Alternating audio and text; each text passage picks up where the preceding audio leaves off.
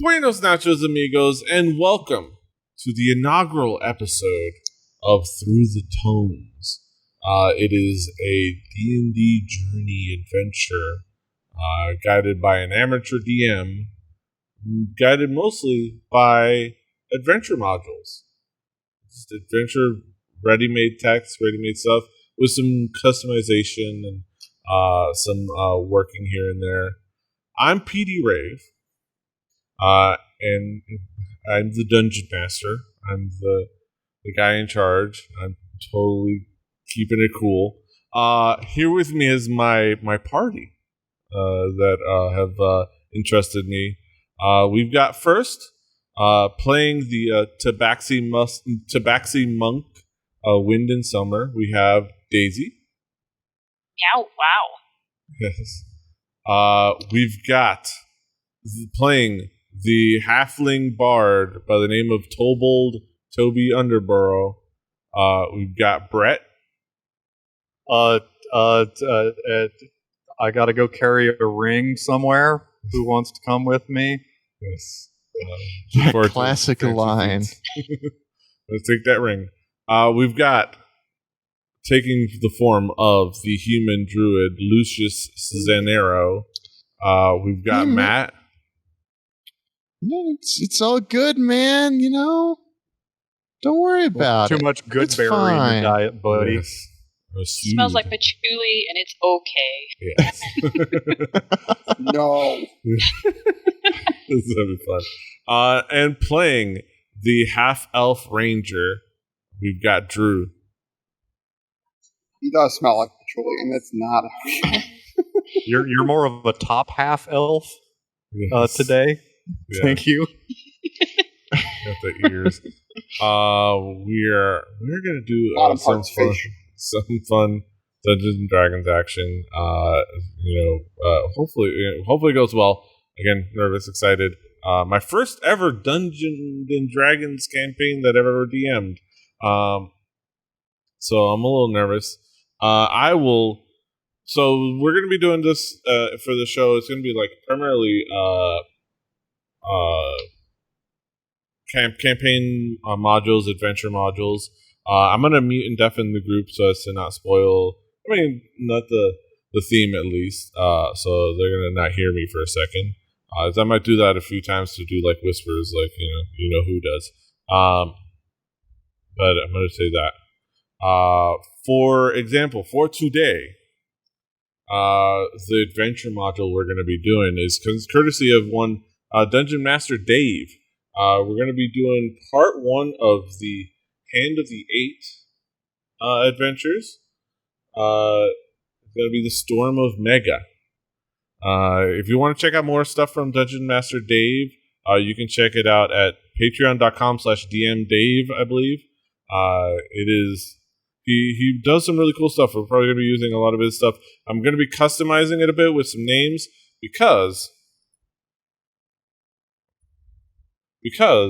what we're going to be doing is, this is not set there, but this campaign, this world, the campaign, the setting we're going to be playing in is going to be Wildmount, and within, of course, Exandria, because I'm a Critical Role mark, and I'm sorry, I'm not, you know what, I'm not sorry. I don't apologize. I like Critical Role.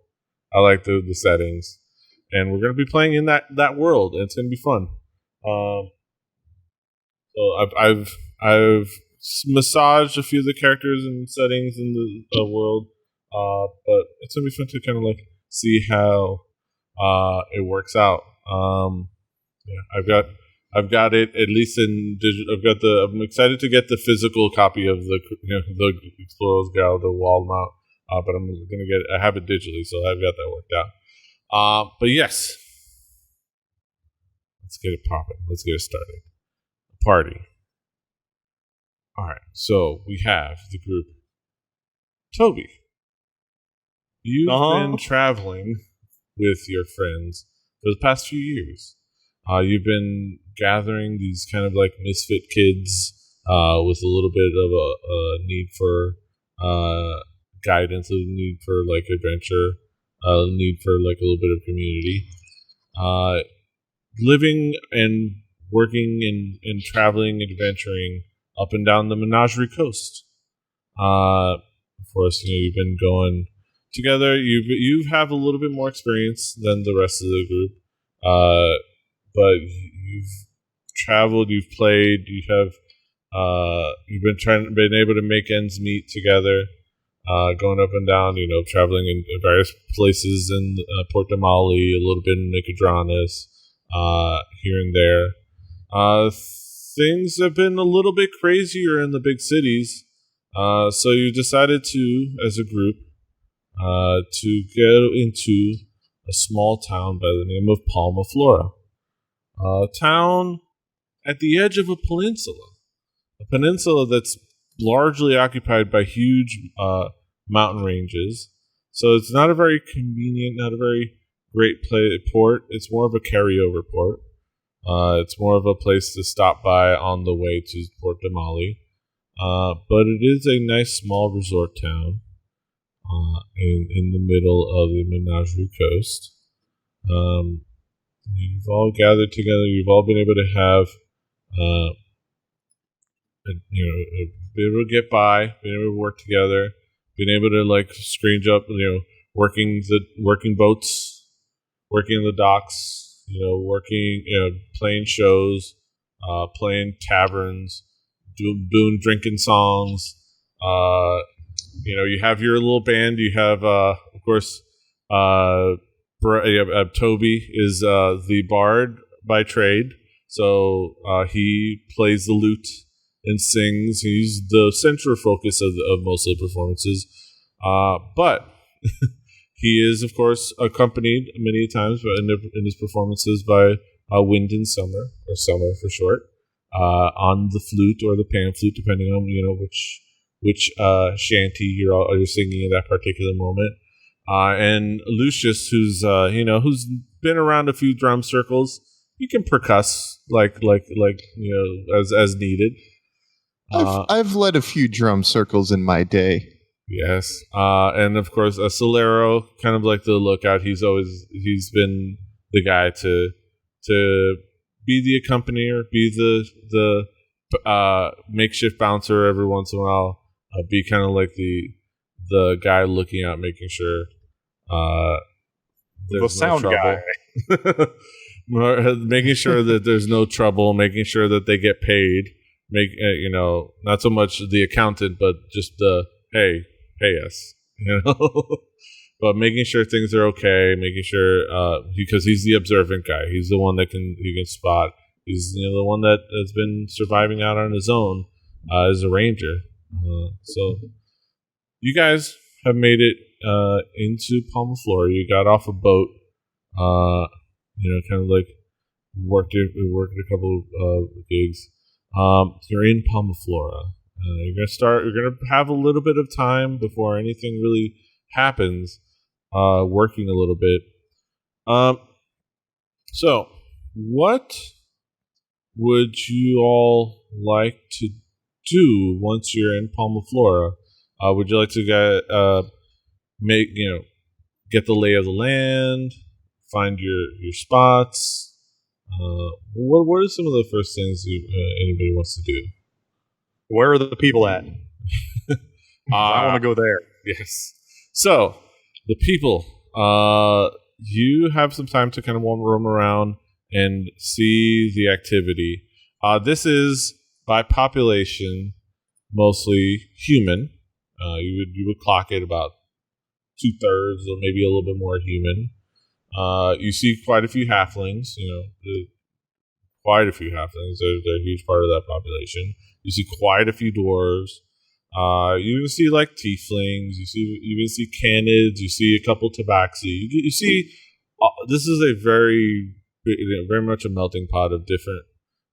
We got races. turtles. You got turtles. They're definitely working the ships as well and wandering. You have quite a few turtles. It is a port town, so there is diversity about. And then I would say, and I would imagine, Wind in Summer, you would try to find you would get the lay of the land, because I know you like to to figure out the town, figure out the you're good at mapping out an area and figuring out where you are at. So you'll get the lay of the land. Yeah, as far as like structure, so it's a village, it's a town, a mid-sized town, a tourist town. You have what you kind of explore around and seeing in this place. You have a port over. If you kind of clock it, you have a port. The port kind of looks out south, mostly south, like a bit south west, with various Been here before? piers. This is going to be your first time here. Okay. This is your first time here because you've also been on the mainland along the main coast, but you've heard about this kind of tourist town. Figure there's some good jobs here. All of us, or just Toby? It's the first time all of us have been here. Would this be common knowledge of like like we all probably have an idea of what Fort Lauderdale is in our head? You know what? I would say you know this place and what it's about, but you may have not been here before and don't know like the specifics of the lay of the land. So you're still learning, but you'll figure it out because you're going to spend a couple weeks here. It's a port. You have many ports. It's the layout is you have a nice boardwalk along the ports with a bunch of the different shops and supply depots and places where people unload and then pick up and buy supplies for going along on ships. Places where people sell fish and shit, and it's like and that goes along there. And as you go on the most north, if we were to describe it, it kind of like there's a kind of like almost a wave shape. The exterior wall kind of makes a wave like that, well, relative to where you see it, but from the coast out north to east, but basically left down. That's the exterior wall, and you see a bunch of like blocks of buildings along the coast. There's fisheries and supply shops for ships along the boardwalk. If you stand where the most north west part of the shore, you can either go to your right is the boardwalk on there, and you go forward. There's the center town square, the market square. There's a big statue of Pelor, because he's a watcher of like many of the ships and trades. And then that kind of like goes forward and hangs right into after actually going up some stairs to like an elevated area. It goes out into these cobblestone streets and kind of slightly elevated mainland area. Hangs right with there you find a lot of like the shops for people who live there, taverns, inns, like general stores, and you find taverns and things like that. And then there's like, and you know that if you go on to like between a couple of the buildings, there's a walkway to some residential areas that it's kind of like on the. You see the places, and it's very hidden, but it's almost like behind the main buildings. There's what you would have assumed was an alleyway if you didn't go in there, but once you kind of go in there, it's a very comfortable residential neighborhood with that's kind of like tucked away in the back where the people actually live. Yeah. So you guys end up working. What would be some of the jobs that you would gravitate towards? Just playing my flute in a local tavern. Yeah, I mean, I'm gonna spend probably my kind of the daytime communing with nature and kind of exploring the outer kind of the outskirts of town. Is there any like wildlife, like any forest or anything? So I would say, I'm gonna start having you guys do some rolls because give me go back to your character sheets. I'm gonna say give me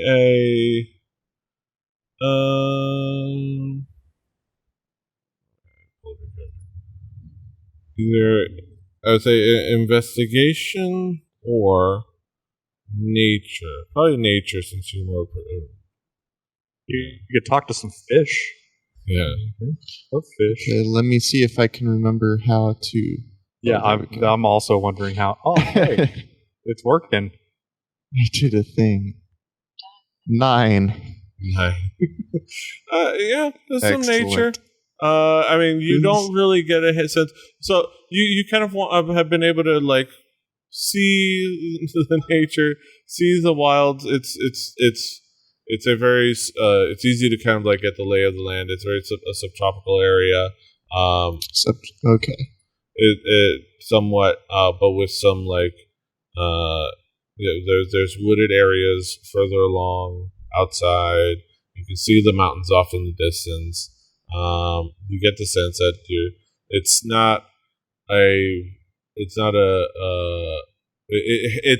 there is wildlife out there, and it hasn't been taken over too much by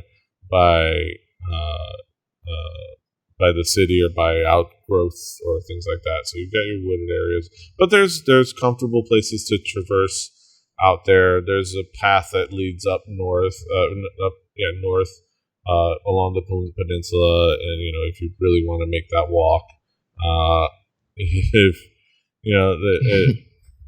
and you guys know a little bit about the layout to the point where you could probably even be allowed to glance at the map in the source book of the peninsula, but mostly what you know about the general layout of that. But you do an okay job of communing with nature. You don't quite. I would say you didn't fully connect with the. Okay. You gotta. No, I didn't find anything, but I'm just kind of getting my bearings and kind of understanding where to go, what places kind of are populated, what may or may not be a little more secluded. Yeah, there's some woods, there's some plains, and at some point you look sort of like you know what you're looking for, and lost enough that some kind citizen kind of like helps you out and points out, lets you know a little bit. If you're trying to know the nature. Oh, it's mostly like plains up here. Up north, you'll see that's the Hearthstar Peaks up in the mountains. It's kind of what makes it a little harder to really traverse here by land. Mostly why kind of people mostly stick to Port Damali, but next to that, man, some real cool places up there. Vesterweld forest area, man. That's wild. It's like some nice, beautiful, thick forestry. Oh man, you can live there, man. You can live there among the people, among the animals, among the gods of nature. Oh man, yeah, that's what I'm talking about. Yeah. And then you guys smoke some food and just hang out. Obviously. Yeah. How do you spell that? Sood, the drug. SUUD. All right. Because it's not really something you're super into, because it's more for like, it's more for like arcane enhancement. Like, okay. I mean, I'm all about anything natural. But you're more about divine and you're more about nature, where the arcane is a little bit more esoteric and like, a little bit cruder, a little bit more like the wild magics, or not the wild magic, but like the as long as it came from the ground. That's my number one concern. I don't want no wizard. No. Well, this is more like so like. You deal with it. This is more for like these are the wizard drugs. These are like the wizard learn book stuff drugs, but like that's what they got. That's what's trafficking through, and you know that. Like, you want to reserve your good stuff for when you, because you know that you can't get that stuff, the divine stuff. I got you. Too often. So, what do we want to do? So, and aside from that, and working on the docks and working on the ships, I know that one of the things, because one of the things that you guys usually do is you get good, straight paying gigs on ships or docks to just help out, be good hands, be good guidance, things like that. Just a layman's work. You meet the dock master, is the guy that you've been working in these couple weeks. The dock master is a Canid by the name of Raul. He's stands about, I'd say he's tall by Toby's standards. But he's about 3-ish feet tall. Canids are, of course, a dog. The kind of like understood lore of them is that they're dog-human hybrids. But some people were just like humanoid dogs. He's a kind of like more of like, you would say akin to like a bulldog-ish, but obviously humanoid in like stature, and stands up on his legs, and of course speaks common and all that. The kind, good natured, very very understanding. Make sure you guys get the gigs that fit you guys well, and you work with him. He's a good boy. And he's going to be one of the characters you meet. At some point, you guys meet the Marquis. The Marquis, of course, being the leaders of each of the big cities and the market guilds of along the Clovis Concord, which is a major governmental coalition, but mostly merchant-based Concord. With each city having a Marquis, then you meet the Marquis. Darren O'Malik, because he's this, you kind of essentially, you meet him a couple times, but in passing, and you see him, he mostly runs the town in general. Kind of a tall human, like darker skin, kind. You can see that he's had work in his hands and work on his face, and he's been through some tough times, but he's mostly takes it in stride, but tries to lead well. Is there working on? I will say, one of you guys work well. You guys find a pretty steady gigs. You have a pretty good place to stay. Is there anything else you wanted to explore? I will tell you. You explore. Toby finds all the taverns. It tells everyone where all the taverns are, which I'll tell you. Are they like got boards? Any like flyers? Any like missing cats? Any anything worthy? Cats stuck in trees. Yeah. You mostly what you've been doing, which is dock work and ship work and things like that. And you find some good work playing at a couple of the different taverns. One of them is the Pickled Chandler.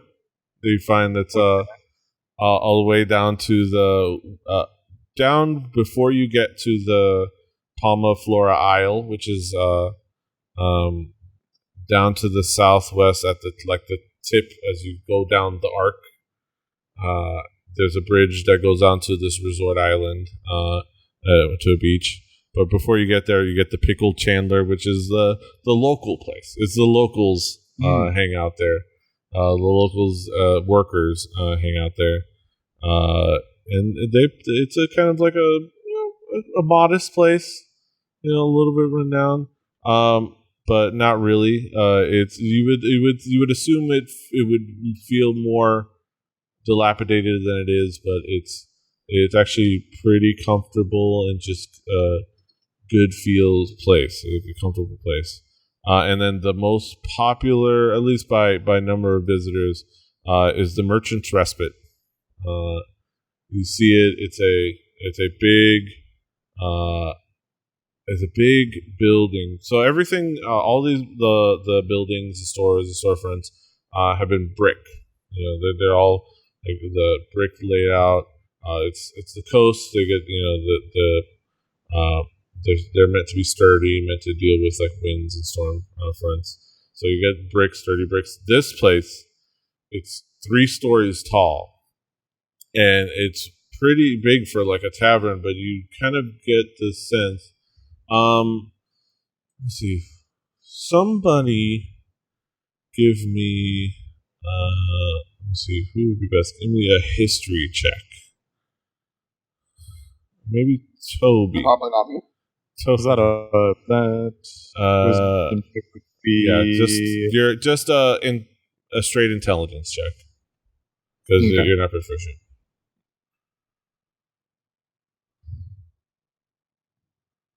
That would be an 8. Excellent. We're doing so well. Very learned. You don't. Okay, so I will say. This place, the building, it's odd for a tavern. Maybe it feels like an old building. You don't remember what kind of purpose. Maybe you don't know what it was for, but it feels like it was a building that was used for something else before. Maybe for protection, but now it's cool and a tavern. I'll go into that tavern and maybe ask somebody about this. Yeah, so let me pull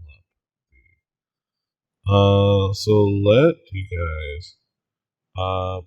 So I will say we're gonna have a nice night of conversations at the tavern. Let's see, friendly tavern.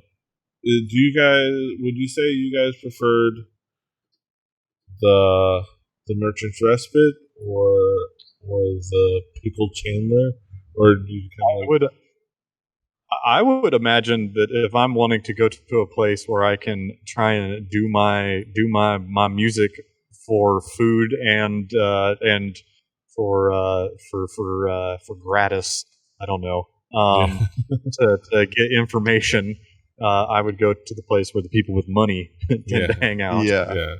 Who has the loosest pockets? Yes. Well, and yeah, I don't refuse a free meal if I have to play music for it. Yeah. Yeah. So you go into the Merchant's Respite. You kind of walk through the place. It's a nice place. It's a bustling tavern, big open spaces, a lot of tables available. There's a beautiful bar along the kind of the north side of the main room. You see along one side there's a beautiful banister that leads up. You presume to rooms upstairs and things like that. There's eatery tables. You see one big area where there's a lot of tables, great for eatery. There's another main area. There's longer tables, more for like being crowded together and just drinking and hanging out, maybe playing some card games and things like that.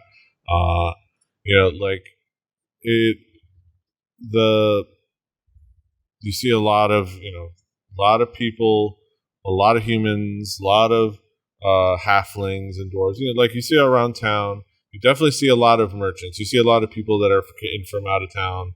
This is kind of the place. This city is the place where they stop over before they go up through the Damali Bay into Port Damali.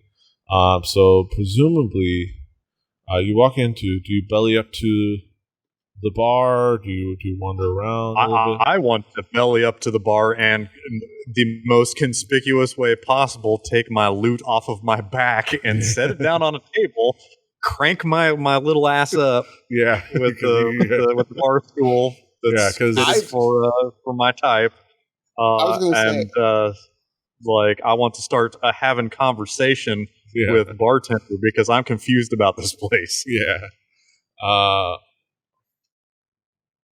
Solero, what did you... I was going to say, I'm going as far away from the crowd as I can so I can get a view of everyone. Yeah, so you kind of... Try to see what's going on, try to spy anybody who might be trying something funny. You find a nice spot.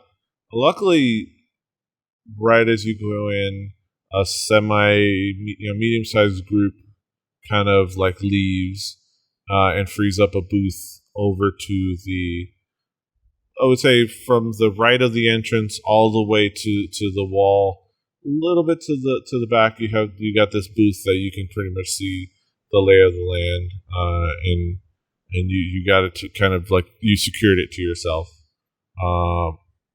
A waitress comes by, takes your order. What are you drinking?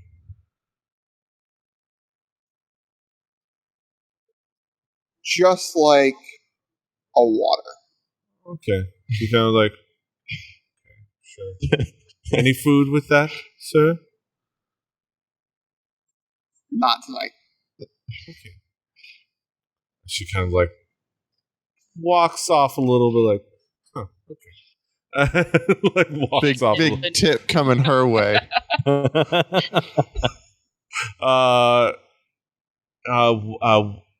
Lucius, Summer, what are you guys doing? Well, I'm kind of used to Toby. I see him kind of belly up to the bar and put his loot down, and I'm like, okay, well, I'll hang here and look not too threatening and see if he can get us playing here. Yeah. And then you kind of stand there. You're kind of looking at at Toby, and you're looking at the people. Some dwarf kind of like stumbles past you, like this like bearded dwarf, kind of like someone almost kind of bumps into you. Goes, sorry, buddy. Oh, you smell worse than me. Oh. It's all good, man. Stumbles on by. Summer, what are you up to? Okay, so I see Toby go to the bar, and you said Solero got a booth. Yeah, in the back. Like he saw that kind of like, unless he decided to do it stealthily, which I presumably he did not. Just trying to bring as little notice to myself as possible, so I don't want to miss a stealth roll and then stumble across everything. Yes. So. Yeah. But sir, why are you crawling on the ground? Never mind. Critically missed stealth rolls before. I don't want to talk about it. So I would say before we kind of split up, I'm going to say I'm going to go explore really fast. This is super fascinating. I'm going to go see what I can find, and then I'll be back. Save me a seat. Yeah. Save me a seat in the booth. Because I'm not ready to go to the bar yet. All right. So you put down the extra coaster to make sure that they know there's not just one person in the booth. You see. Put my longbow next to me. Yes. And your satchels. Like these are two people. You explore around. You get a little bit later. Let me say, give me an investigation check. Who, me? No. Summer. Hold on, just a sec. Had my thing pulled up with all my stuff. You can do it anywhere. I was going to say, if it's me, can we play perception? How do I get the... Oh, here we go. Never mind. Okay, investigation. Yeah. And you can do it anywhere, even if you do it like in D&D Beyond and just tell me the roll. But yeah, whatever you want to put it. You're probably not proficient. That's fine. There we go. Ooh, 13. Hey, best roll of the night. Not a bad roll. Yeah. Straight 13, and it is good because you have no modifier. So I have no modifiers because I am average intelligent, y'all. Yeah. Oddly enough, for the most curious person, you don't have proficiency in investigation. But hey, that's how it works out. This is the fun of D&D. Yeah, you kind of wander around. You kind of look around. You get a good nice lay of the land. Like I said, you found where all like the eatery tables are at. You found the bathrooms. You found the layout of the tables. You got a little bit better look at what the actual activity is. It's definitely the more rambunctious of the patrons kind of get corralled a little bit closer to where you're all sitting over there. A little bit over there and a little bit more to the long tables. Mostly to the long tables because then they can just kind of like they're not taking up a whole table. They can kind of get them a little bit more in and out. You see that there are definitely a lot of people playing card games, almost kind of getting in fights every once in a while over accusations of cheating, like saloon stuff, but old timey tavern stuff as well. Like there's people making good conversations, a little flirting here and there. You definitely got the lay of the land. So you found the bar. You definitely saw that there were rooms upstairs in where you can get a place to stay if you were needing it. You saw up there, you could see that a lot of the rooms were occupied, or at least had been marked that they're locked and occupied. And kind of the way you can gather something along those lines. Like it seems like it. You don't know exactly how it works, but you see that some of them are marked for knowing that somebody, so nobody mistakes one room for the other, even if they forget like their number. So you know which one to get when when you go up there. That it's not occupied. Yeah, and then you kind of find the lay of the land. You've seen the people, you've seen the activities, and you kind of know who to hang out with. Yeah, and I imagine you then make your way back to the booth, and kind of hang out. I'll tell them what I saw. Yeah. You see, and you also see that I'll say under the stairs on the bathroom, you were able to find kind of a good, what seems like the pathway to the back, and what might possibly be a back exit. That you figure there's more than one, but that one looks like it might be more convenient, like the most convenient one to just slip out the back if you need to. You don't know exactly. Up on the second floor? On the first floor. First floor, okay. Yeah, like you don't know, like you don't see the back exit, but you see like what seems like it's going to be a pathway back there, where presumably I think a lot of it is the storage and stuff like that, and you figure might not be wise to wander back there. You might get to a little trouble, but you figure that's a good way to. I imagine if you rolled a little high, you probably would have actually been able to figure out how it's worked its way back. But you get to gathering that. When you tell Solera all about that, you figure he'll like to know that. Things get rowdy. We might have an emergency escape exit. Nice. If you look at this way and that way, you have your exits. Like, always be. Are they clearly marked? Paying attention. Well, there's arcanic fluorescent tape that you see as innate. Yes.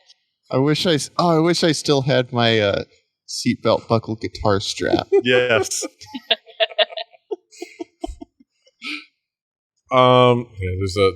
There's a box that says exit, and there's fireflies in there. Love it. Very creative. Somebody cast light on it for every day for a year straight. Yes, somebody. Everybody talks about the exciting, fun parts of arcane magic and divine magic, but nobody talks about the daily, mundane.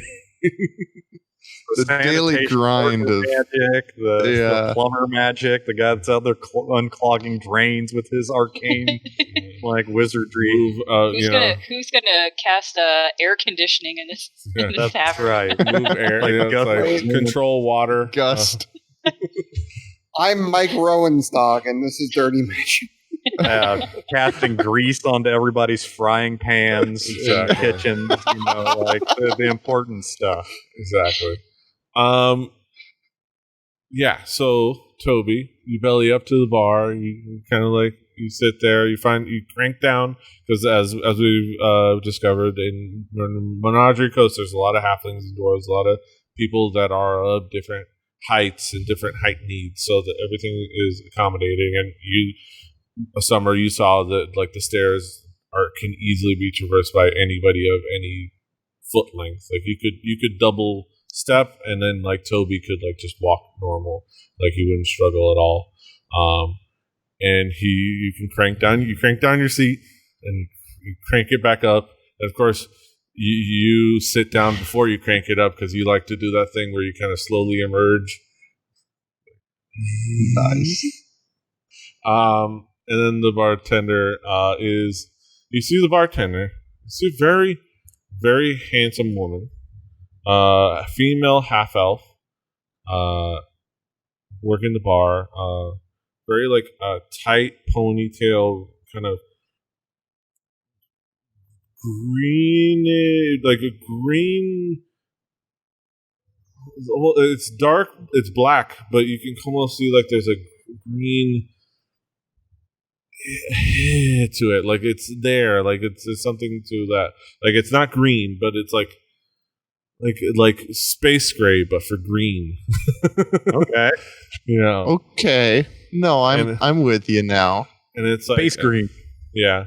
And of course, this is a coast, so deep tan, not too weathered face, but she gets out. She's out in the sun often, so there is some weathering, a little bit of crow's feet on there. But she's young. She's fairly young. High spirits. She's out there making jokes, ribald humor with the wacky crowd. You can tell she serves it out, but she can knock back a couple. You can gather. And she kind of walks over you. So, oh, hey there. What's your name? I haven't seen you around these parts. Oh, I'm just Toby. And, Toby. Yeah, I just stepped off. Toby. Oh, I see you have a lute. I know we've been needing some musicians. We've had a little bit of a drought in manpower and workers lately, with this war and all that. But it's good. It's good. Were you coming in to work or to drink? What do you have in line? Porque no los dos. A little bit of this, a little bit of that. Okay. Do you have an outfit, an ensemble, or are you just solo? I can work alone. I can work with my friends. But they're somewhere around here. It's at this point that I just happen to walk up and sit at the seat next to him at this exact moment. Oh, hello there. Hello. Where you be? Oh, I'm Lucius Zanero, and I'm a friend of Toby here. I saw you two talking. Oh, okay. pleased to make your acquaintance. I'm glad to see the occasional fresh face. We get quite a few, but it's always nice meeting new people. And I'm glad to see you. Speaking of fresh, yes, funky fresh. Do we have any baths or around these parts? Maybe where do the we're new here. What should we know? What's the smoke on the street? What's the happenings going on? Well, welcome. We just stepped off a boat. Well, welcome to Palma, Flora. How you just came to town? Are you new to the Menagerie Coast, or have you been around? Or just new to town? We've been places, but we've never been here. We're just sort of working our way around, trying to find honest work and find what's going on. Yeah. Keeping our nose clean. Well, I've been remiss. I should introduce myself. The name is Bezka Wells. It's a Bezka, and then Wells is Orson. I tend bar here. I listen to souls. I just dole out drinks, knock back drinks. I can I can go toe to toe with you on the alcohol. And yeah, this is Palma, Florida. It's just a nice sleepy town on the Menagerie Coast. Not a lot going on here. Most people just kind of stop by on the way to Portamale. And especially nowadays, it's a little bit more activity, but a little bit less manpower because of the war. The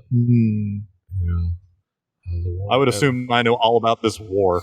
You guys, I would say, you kind of been hearing about it in rumors and like the occasional announcement by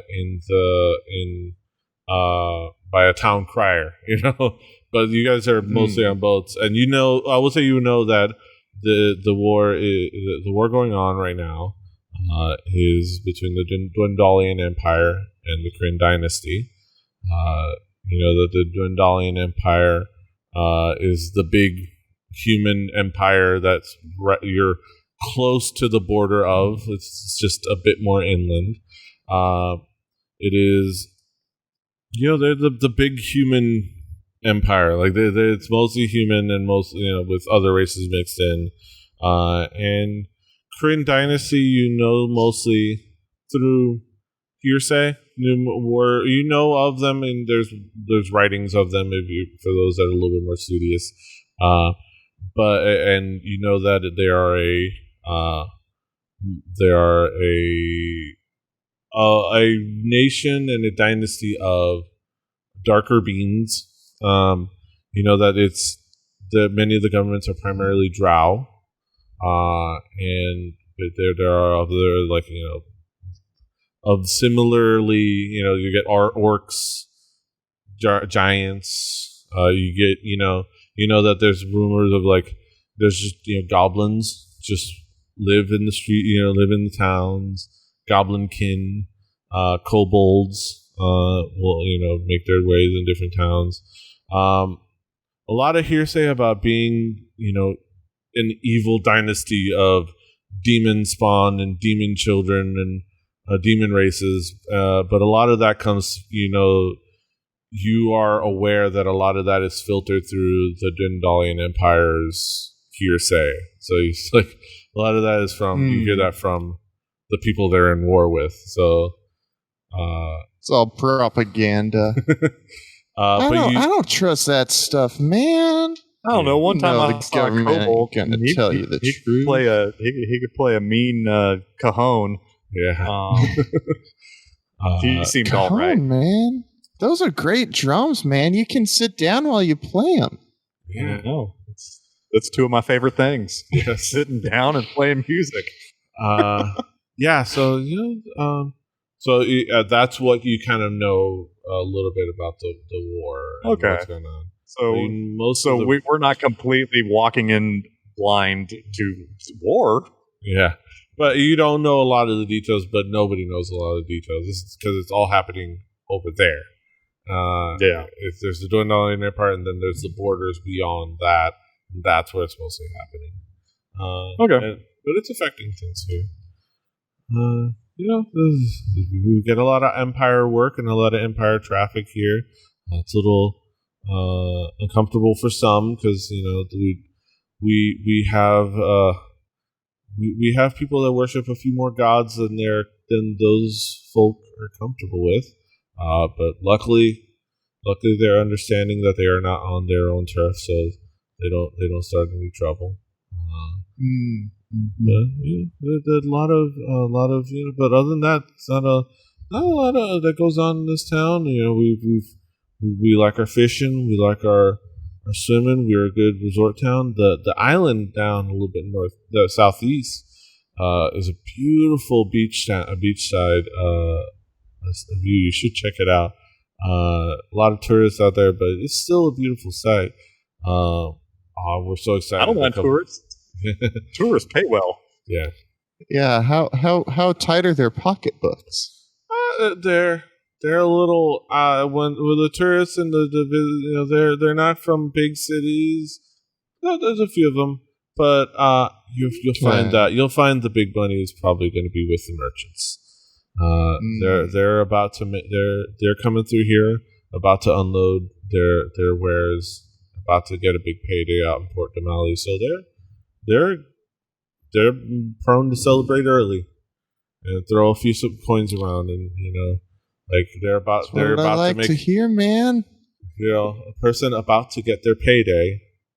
They might be a little excited to spend the money they have now. As for now, I'm going to go ahead and purchase some, we got some bread and some cheese. Who wants some drinks? Charcuterie board? Let's not just sit here and flap our gums. Let's do some commerce. Is it just the two of you here, or do you have anybody else out in the? I'm gonna look around for my batch of weirdos, and because I have no idea what's behind me, because I ran up to the bar first, not paying attention to anybody else. I'll kind of turn around and point at them. So I would imagine I saw them. I would say give me a Toby. You give me a perception check with advantage. Okay. So roll twice, keep the higher. Because Toby's okay. Lucius. Okay, Lucius is helping you out. All right, 17. Yeah, 17. You kind of zero on. Oh, you see Solera is sitting at the table. Summer's kind of like she just sauntered up and sat next to him and prepared the booth.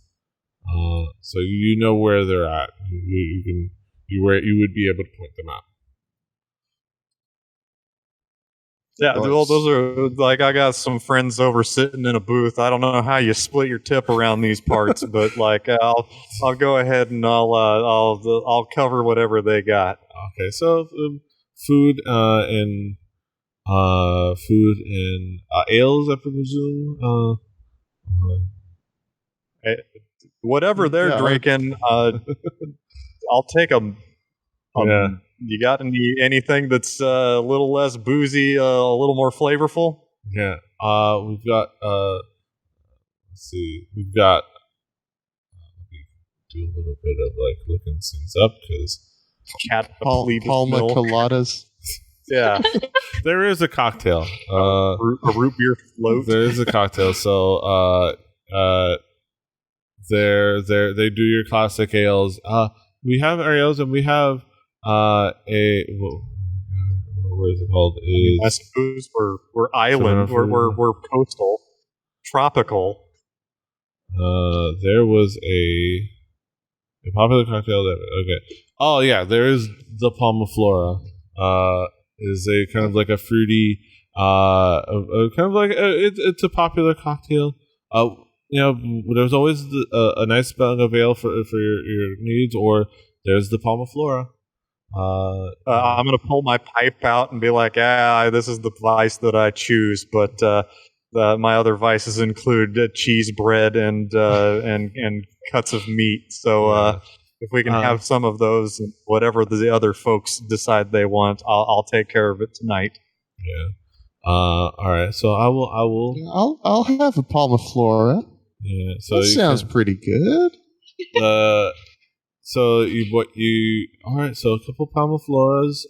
I'll be sure to send a waiter out to them to get their orders. And I'm gonna gesticulate like. Do I see him gesticulating? I hope not.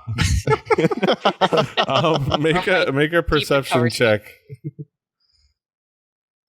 Whatever you want. Oh. Hell no. It's like you're just looking around. I could probably roll that perception check. Yeah, you could. If you were looking to be, if you can go ahead and roll that perception check since you're in the business right now. No matter what you're doing, of being aware.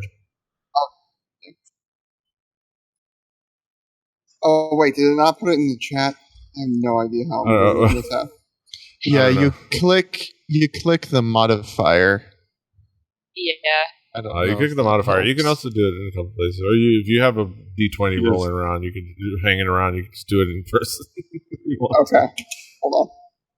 Okay, that's 17 plus 4. 20. Right. Yeah. You see Toby like gesticulating, doing like a food in mouth, drink, like, and like you can tell like he's doing a eat, drink, what? like just what he usually does when he's trying to tell you trying to ask you what y'all want. or we've been eating folk food. Like, come on. Let's eat some food. So whatever you guys decide.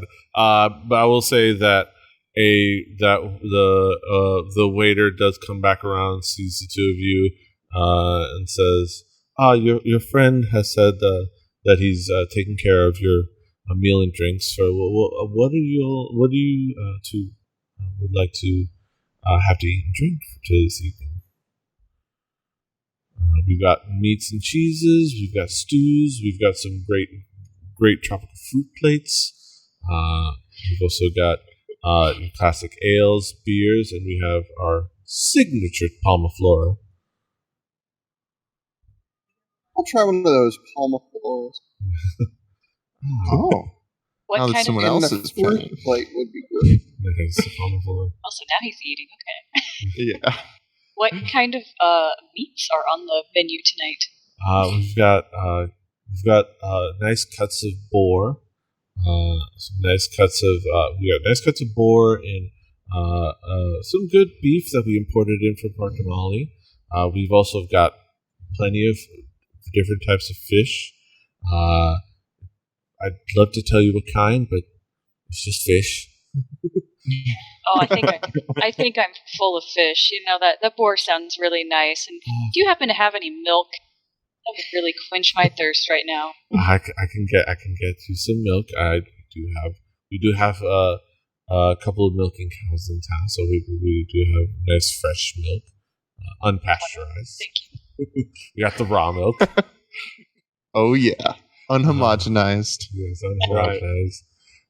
You can't get that. You can't get that in the States. You gotta know a guy to know a guy. Yeah. People in Palma, Flora don't know Louis Pasteur. Yeah. All right, so a lot of the things get brought down as you guys do your small talk. It gets pretty quickly out there. You get your drinks. The Palma Flora you experience is your characters don't know to reference this as a flavor, but it's a local. It definitely has a rum in it, and it definitely is using some kind of like simple syrup flavored with like these local tropical fruits that are from like the local palm trees that you've seen around. So yeah, it definitely feels like a fruitier rum and coke. Okay. But I mean, it's not bad. But it's you sweet, step off a boat. Yeah, sweet but not too sweet, and it has a nice kick to it.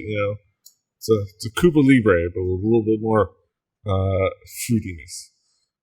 Gotcha. And then of course, summer you get your nice mug of milk, nice and frothy. You can taste it, and it is nice and fresh and good. Like, do you know that this is a good freshly stocked farming town? So you have some really Teat good, table. Teat to table. And there you go. And it's a little warm. Yeah, it's a little warm. Like it's maybe it's extra fresh. Really teat to table. It's like you heard a couple of moves like whoa. The fruit plates are there. You can see that there's some fruits imported in from places up north, but a couple of those like the palm tree fruits. I almost want to come up with a nickname, but I'll figure out the name later. But you could that on there. They get sliced up. It's something like a more dense pomegranate, but like maybe the little globules are more connected, so it's sliced up.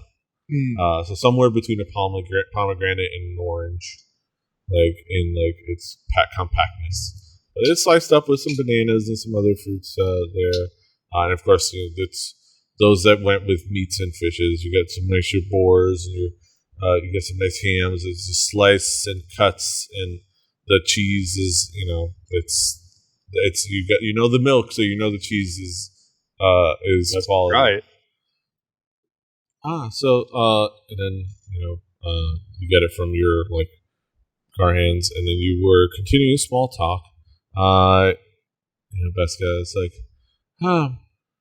we definitely are excited to have some music this evening. How soon can you guys set up? It's the two of you or anybody else?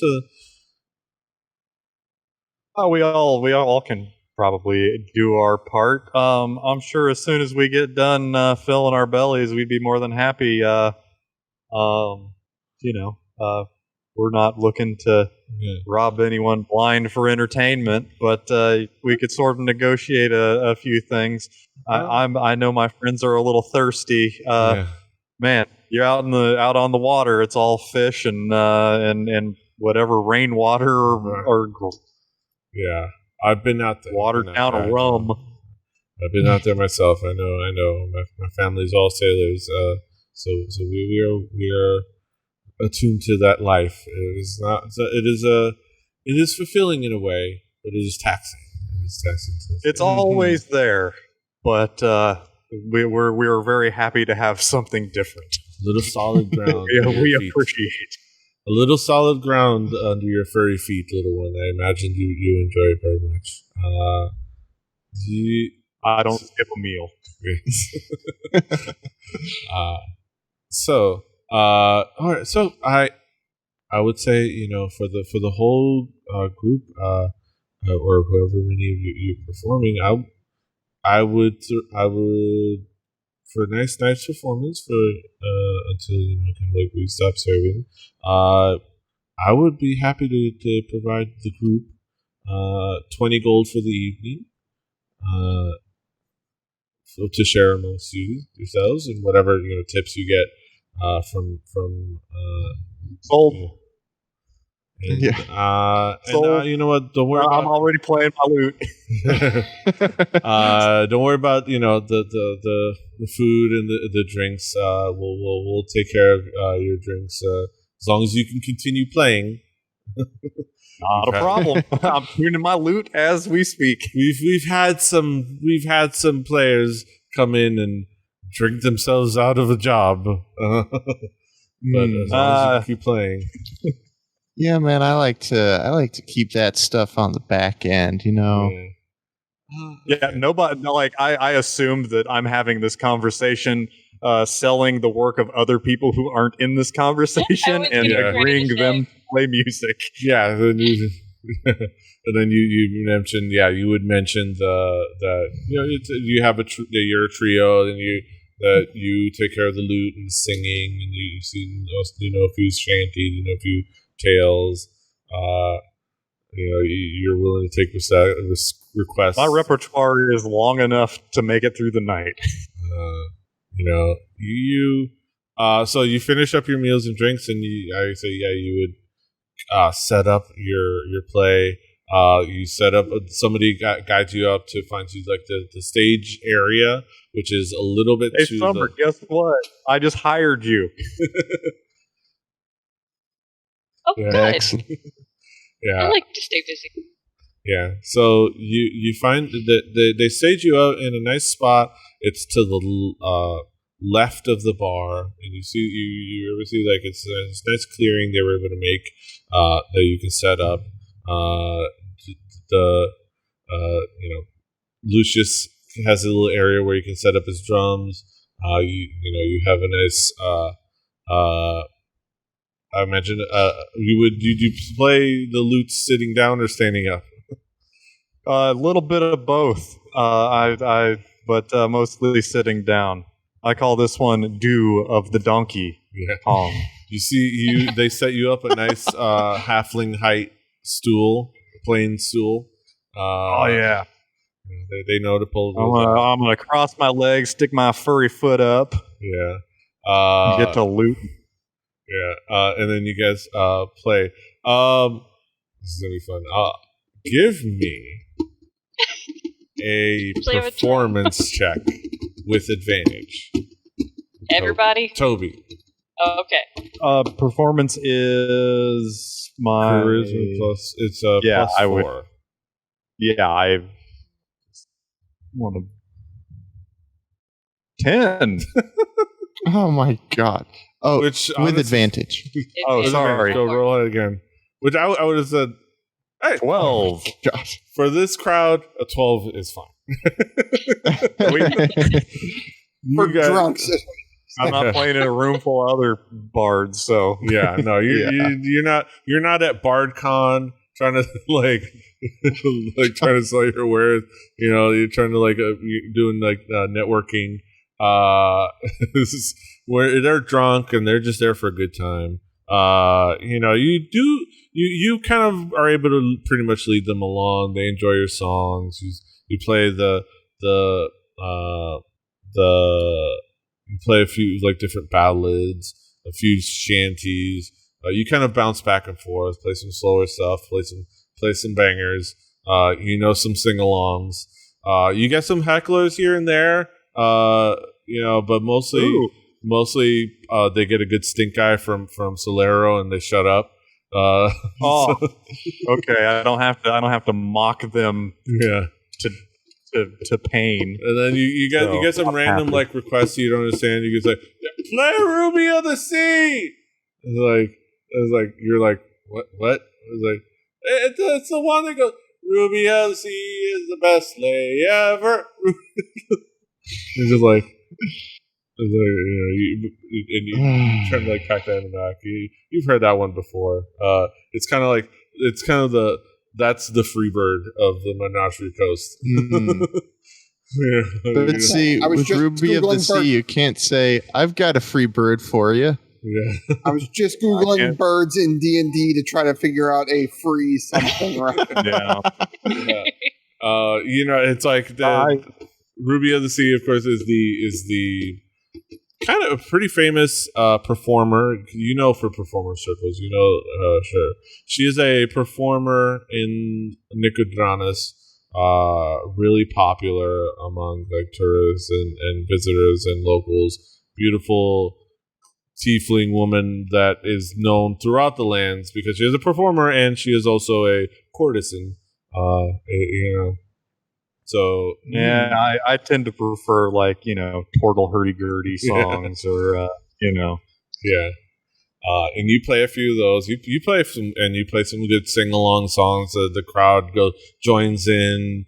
Most of them, they're nice and drunk enough. So So right. I make sure to go out of my way to do the whole tip your waitress. You know, like we play all over the place, but this place we really this place is great. We're gonna have to come back. I really want to work this crowd. Really, they are worked. That's for sure. The crowd eats it up. So you play the night. You get your pay. You get your pay. You get a good night. You get your 20 gold. However you want to divide the 20 gold. I'll do it square, even with the guy who ordered water from the bar. Oh, he got a Palma Flora. That's fine, but even the one who everybody's work is appreciated around here, and we got paid pretty well, guys. Yeah. I didn't tell you the accounting beforehand. Yeah. So you each got 5 gold. You split it 4 ways. You can add that to your inventory, to your gold in there. Did we receive any tips from the patrons? So you got 5 gold, and I would say you got the equivalent of like about 17 gold in tips. Yeah.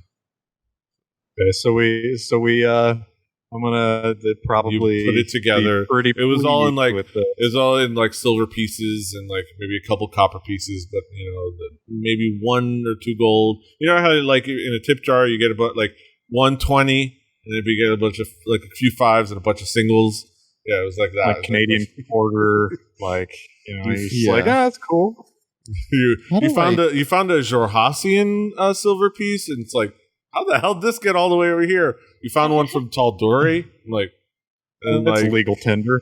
Like, it's like it's silver. I'll find someone to flip this coin to. You found a Marquesian one. It's like, but yeah, you're able to kind of gather that together, and it's 17 gold, and you can. It's a little odder math, but you can kind of split that up, even like hold some extra for yourself to manage. I would assume that we all have enough trust with one another that that's not a thing. I mean, you are all the got one a booking free gigs meal after all. Yeah. So you each get 4 gold, and I would say the team. You try to split the one into that gold into like, well, you this many silver, and then the team just said, no, just keep the gold. Like you got us the thing. You get the remainder. I'll put it in the group coffer. I'll put it in the left pocket, not the right pocket. How does Matt the player add gold? I'm wondering how that goes. So under equipment, I can on D&D Beyond, under equipment, click the currency tab, and then you can add. By each one, there's an I do this option. on D&D Beyond, and then it populates to Fantasy Grounds. No, I would have to. I kind of did some magic on my end to like export it into an XML thing and then upload it there. Okay. So I mean, we're handling as long as if D&D Beyond is canon, that's good enough for me. Yeah. That's also, I'm going to. If I'm at 24, I'm going to bring myself down to 21 and give 3 gold to the waitress that brought me the water before I feel bad. Good. Yeah, you should. We're making friends tonight. Oh, thank you. So, you should have. And then she tucks the 3 gold in her boob. Thank you. Nice. Always tip heavy on cute waitresses. Hey, we see your motivation there, Flora. Yeah. So did we all end up? We got 5 gold payment and 4 gold we split in tips. No, 4 gold each in tips. Yeah, and then Toby gets like 5. 17 in tips. Okay. Yeah. So in other words, everyone got 9 gold, and Toby got 10. Okay, yeah, that's fine. In odds and ends, we it's fine. Like, this was a good night's work. Yeah, good night's work. And it's I'm also going to donate. I will give 2 gold to our waitress. Go right ahead. Keep it out. Meow, you're a cutie. Thank you. Oh God. Wait, are we both trying to bone the waitress? Like, what's going on? it sounds like it, man. Sounds like a group effort to me. It's Exandria, there man. We go. It's just, you can be as gay as you want to be. She's all yours. Yeah, and then that's a good evening. And of course, one of the things Beska mentioned is that you also get rooms for the night. Now, you get a couple of rooms, pretty sizable rooms. You get like 2 rooms. You figure you guys will be able to like share since you're traveling together. How do you guys split up the rooms? Not with the druid. Those guys with the druid. Toby and the there's I guess the druid and the monk. Roomies. Yes, it's you and me, man. It's cool because, well, do you snore? No. He doesn't. No. Right. Cool. That's I prefer to be your roommate. He doesn't. That the snorer is the other one. All right. Yeah. You've had to share or been across the street from across the hallway on a boat from Toby, and you know that you've had those nights where there's a back and forth between the creaking of the ship and his like intake. Hey, the deviated septum gets us all. If someone's so small, how can so much noise come out of him at night? I don't understand. It's a miracle. I mean, all kinds of noise comes out of me, so while I'm awake or asleep.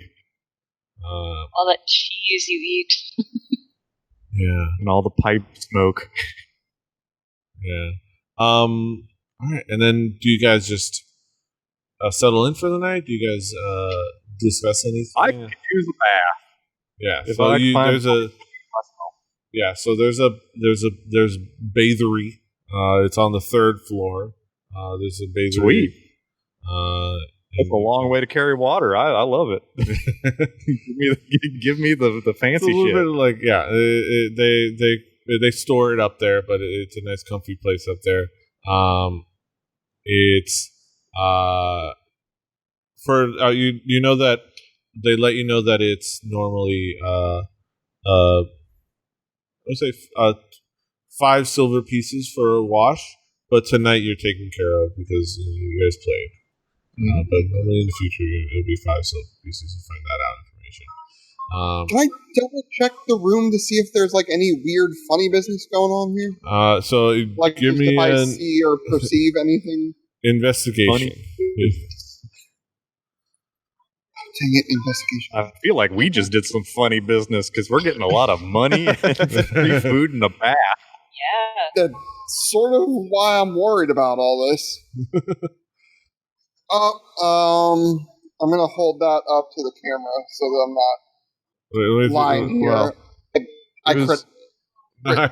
It was a 20. 20 or something. 20. -1 to my So critical, 19. but minus So it's still a 19 because crits aren't really a thing in like stat rolls, but yeah, 19. That's something I like to bring up anytime somebody rolls a 1. A 1. There are no crit fails in ability checks. That's right. You just don't. It's just hard. It's just hard. Yeah. But yeah, I mean, you look around, you check for traps and you check for like undo things, and you don't really see anything. It's just a room. As far as you can tell, there's a bed.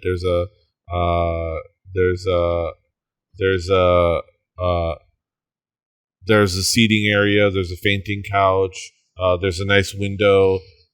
Kind of sees that you guys got a nice you guys didn't get the ocean view. You just got the forest view. And it's mostly like the it's other okay building with me, man. Yeah, fine with me. So it's in the second floor of forest view. So it's probably you kind of get the sense it's not a huge room. It's a nice sized room. you kind of get the sense that this is a room with an investigation check and with the information you get from looking around. You get the sense that this was probably a like maybe one of the last few that probably get booked, and you figure that might be more like that for somebody performing the night, they'll give the extra couple of rooms that they usually don't book, as long as they're not swamped that day, and to like let them stay it off, stay at the. Gotcha. So nothing untoward as far as you can tell. Just just like, hey, they're there. The rooms are there. You're already playing the night. You might be coming through in town, so let's just hook you up. Especially if you did good work. I would like to check the mattress for bed bugs, please. Good plan. There are no bed bugs. Let me. You can give me an investigation check. Oh boy. Woo.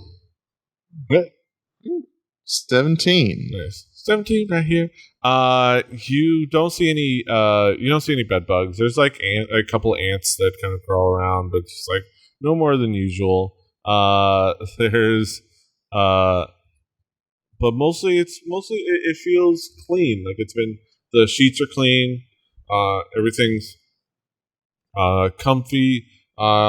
Except for like it's D&D. It's the medieval times, so it's not bleached and it's not perfect thing. There's the occasional stain that's probably won't be able to get out, but it's not a bad stain. It's one of the cleanest, kind of more or less cleanest rooms you've seen, outside of, say, that one time you stayed in a really nice place in Nicodranus. Like, that was some crazy stuff. But this, it's about as clean as you've seen anywhere else. Right. And of course, Toby, you spend a nice time getting scrubbed. Clean the undercarriage and you shampoo your hair and your feet, my foot hair, condition your foot hair. That's right. One. You you wash the steam off. That's right. You delouse. You get yourself nice and comfy, and you get your usual, you get your clothes back on, and you head on back to your room. You're all clean as a whistle. A nice little, no longer stinky halfling. Sweet. I'm ready to not be in the room with the druid. Yes. Druid is no longer in the room with us as well. So, anything else before we all tuck in for the evening? I'm gonna brush my fur. My nightly routine when I have the time. So brush, you clean. You do occasionally lick a little. You use the brush for the most part, but there's some you use the brush for the big stuff, and then occasionally little tiny spots where you need to get in there. You just go back to your old. So you're a medium fur tabaxi. Yeah. So yeah, sometimes you get messy, you have to bite out. Yeah. You find. I would say you find 2 more bugs on you than you found on your bed. Oh no! But that's just from your usual going around, something gets on you and it just kind of lives in there. But nothing major. Yeah. Okay. Nothing major. You kind of just lick it out. And then Lucius does his usual nightly meditation. Mm-hmm. And you know what? Since it's free, I will take this opportunity to bathe. Yeah. So they kind of high five, everyone. Just a notable. This is like a biannual event. Hey, anytime it's free, all right. Yeah, that's right. They kind of come out of his hair. I should have given you all chances to explain your physical This is a good opportunity. I didn't give you. Usually, people get an opportunity to describe themselves physically. Let's say y'all looked in your mirror for a moment and say, how would you describe it? I'll go around the horn, talk about how you describe yourselves physically and what somebody would see.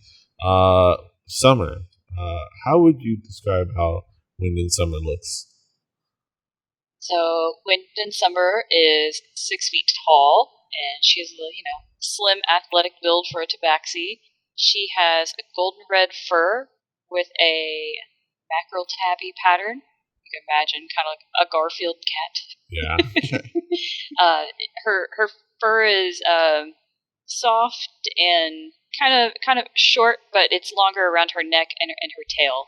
So it's a bit longer and poofier. Mm-hmm. What are your thoughts on Mondays? They all just kind of blend together at this point. Yeah. Toby. How would you describe Toby's physicality? I think it goes that I'm a little bit stubbier than what is it? I'm shorter stem to stern, but the bigger port to yeah. That is a very good wordplay that they use there in D&D. But yes, yes. But no, I am pretty average size for my kind. I am 3 foot tall. I have blonde hair, even on my feet. I'm a natural blonde. I'm a little round in face, and I've got like the constant I've got a long pipe that I always have hanging out of my mouth whenever I can. Even when I'm not smoking it, it's kind of like my my thing I chomp on. Yeah. Oral fixation. Yes, and I tend to like to be somewhat clean. So I sort of I'm the first one to complain about that. Yes. But overall I'm a little I've got a little extra around the middle, but probably more than I'd admit to. Yeah, a little junk in the trunk.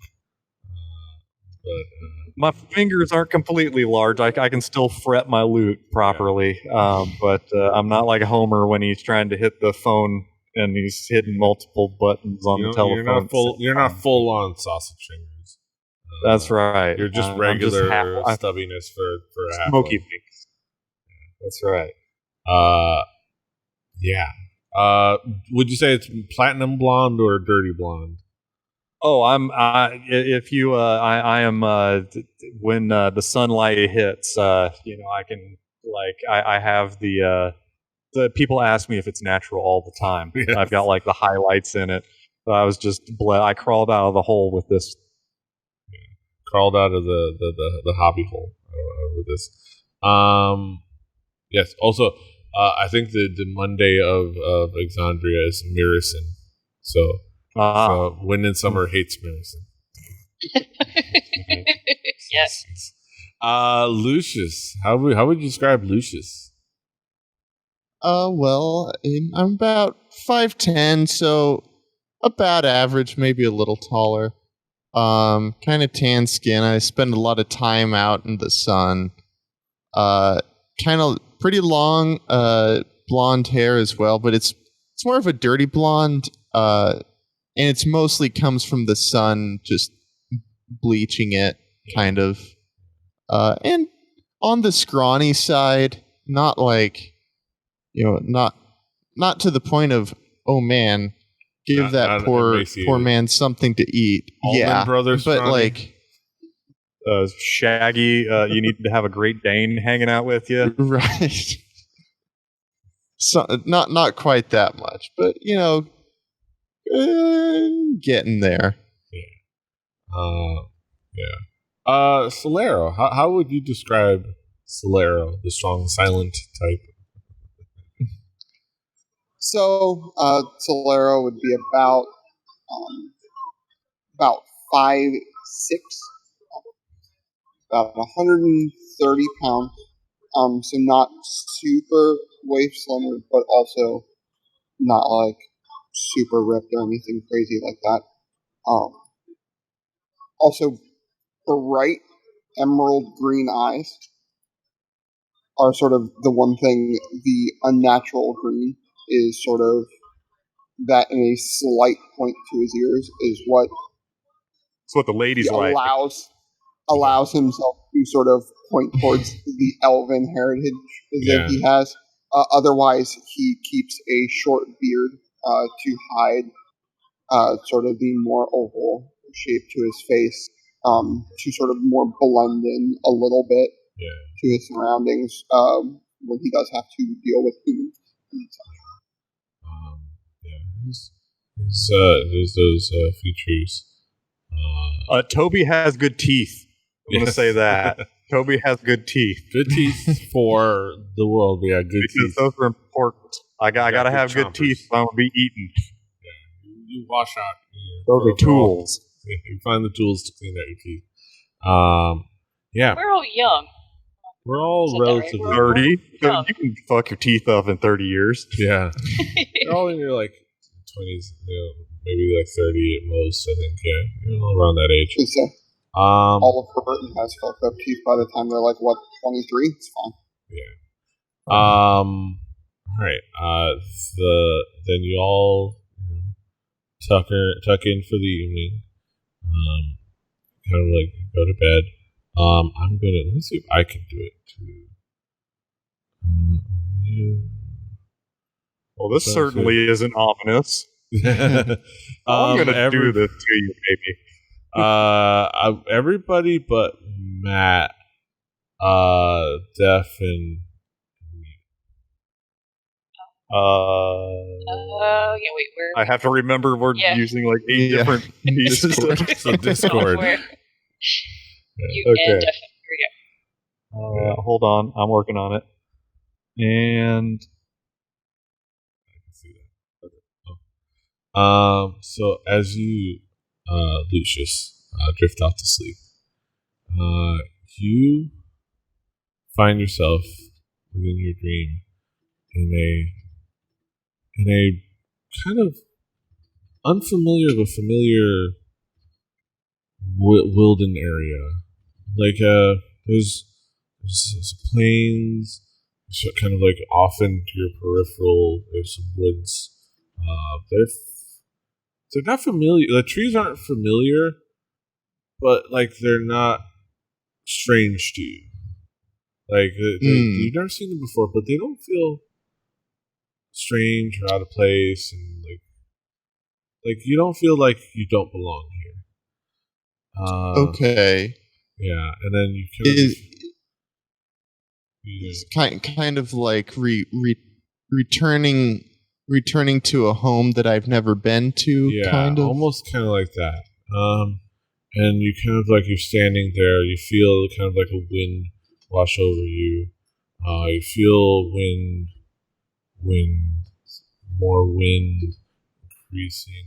And that wind starts to feel it's almost coming from an entity, an otherworldly entity that is kind of almost blowing on you, but guiding wind on through and over you, almost as a wordless communication. You get the sense that it's saying hello, but with just that almost you don't quite understand why you understand this, but you feel it's trying to introduce you. It almost feels comforting and matronly. And it starts to wash over from front to back. It feels like it's blowing from front to back. And then it kind of stops. And then it starts to blow forward.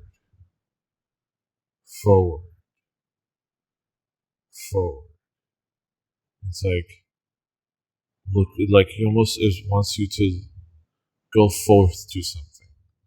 That there's something to be seen up over the horizon. a journey coming up ahead, and that this entity, this motherly entity, this wild. You don't know why, but you can. This is definitely the wild mother. This is definitely the wild mother talking to you. In the way she can, using kind of like the way she does, and she's almost kind of letting you know that there's going to be a great journey going forward. That there's going to be a purpose bigger than what you've done now. You have a destiny. Do you do anything?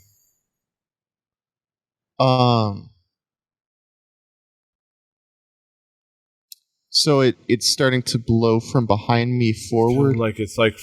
It's blowing around you, and like not like on you. Like it doesn't push you. It just kind of like envelops you and then just goes forward. It's just like if it's like I'll guide you. I'll walk with the wind. And you feel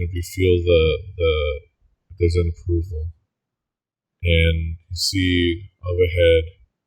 You see it's planes, and it's almost like there's a brightness, like you don't know where it's coming from. Brightness, and white in your eyes, and then you wake up the next morning. We'll get to that in a moment. Okay.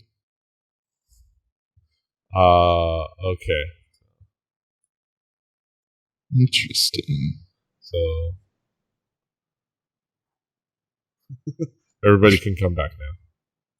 Oh. I don't know how I'm going to get everybody. This is the hard part. I post in chat saying everybody come back, or everybody come back, as the case may be. Everybody come back. There at the end. I got a little scared. What's going on? You don't know what it's about. You don't even know. Good thing I can't read lips.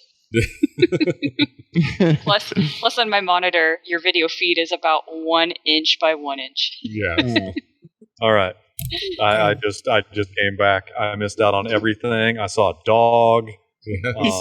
Cat. I didn't read lips. All right. Oh, another dog. It's about 2 by 2.5 on mine, according to my calipers. Your calipers. Yeah. Them calipers, though. Yeah. So, as far as anyone is concerned, everyone had a very nice night's sleep. It's nice, comfortable. You were out. This last time was a little bit longer because you had to take a detour from a Nicodrona ship that stopped over across the sea and come back to Palma, Flora. So you were out there a while. So you were out there a while. So this feels good. This feels good to be back on fresh land for a little while and find a new home.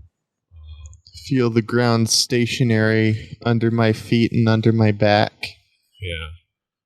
Dig my feel like we're moving while we're sleeping. Yeah. Terra firma. Yeah. So that was a few days into your stay there. I will say, kind of like going forward, you do have a few more days like that. So I would say that after about, let's say 2 weeks, you were able to work 6 nights, like the 6 busiest nights. Cool. You did realize that maybe that first pay was a big like introductory pay. Yeah, but because you were just welcoming you, but for a more steady gig, they paid you 10 gold for the group each of the nights. Client demand. It works. 60 gold. They didn't have rooms the nights the rest of the nights. They just you almost got one of you guys inquired, and they said, "Oh no, we had those extra rooms. We figured we'd hook you guys up."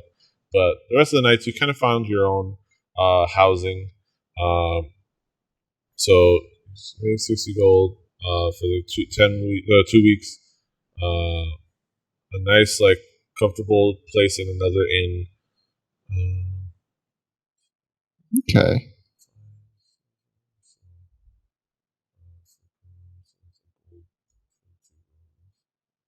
So 14 gold it costs you to house yourself for 14 gold. 14 gold. So subtract 14 gold from that.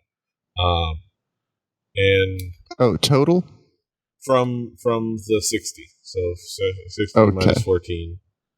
Okay. And then you guys worked odd jobs. You guys worked odd jobs 8 out of those days, like 4 days out of each of those weeks. So 60, 14, that's divided. So 60 minus 14, whatever that is, divided by however you want to divide it. 11.5. Yeah. And then you all were able to find work for a couple of gold, because you're skilled laborers each of the nights. So you each made 16 gold in just working odd jobs on the docks for raw things here and there around town, doing some like unloading and loading for like merchants or for shops and things like that, random stuff. Yeah. That's 16 total or 16 each? 16 each. Okay. For the odd jobs. Yeah. And then like after a day's work for a skilled worker is a couple of gold. So you guys are skilled. You guys have been nice. You're not masters, but you're competent. So we've been at this for a bit. Yeah, for a couple weeks, and then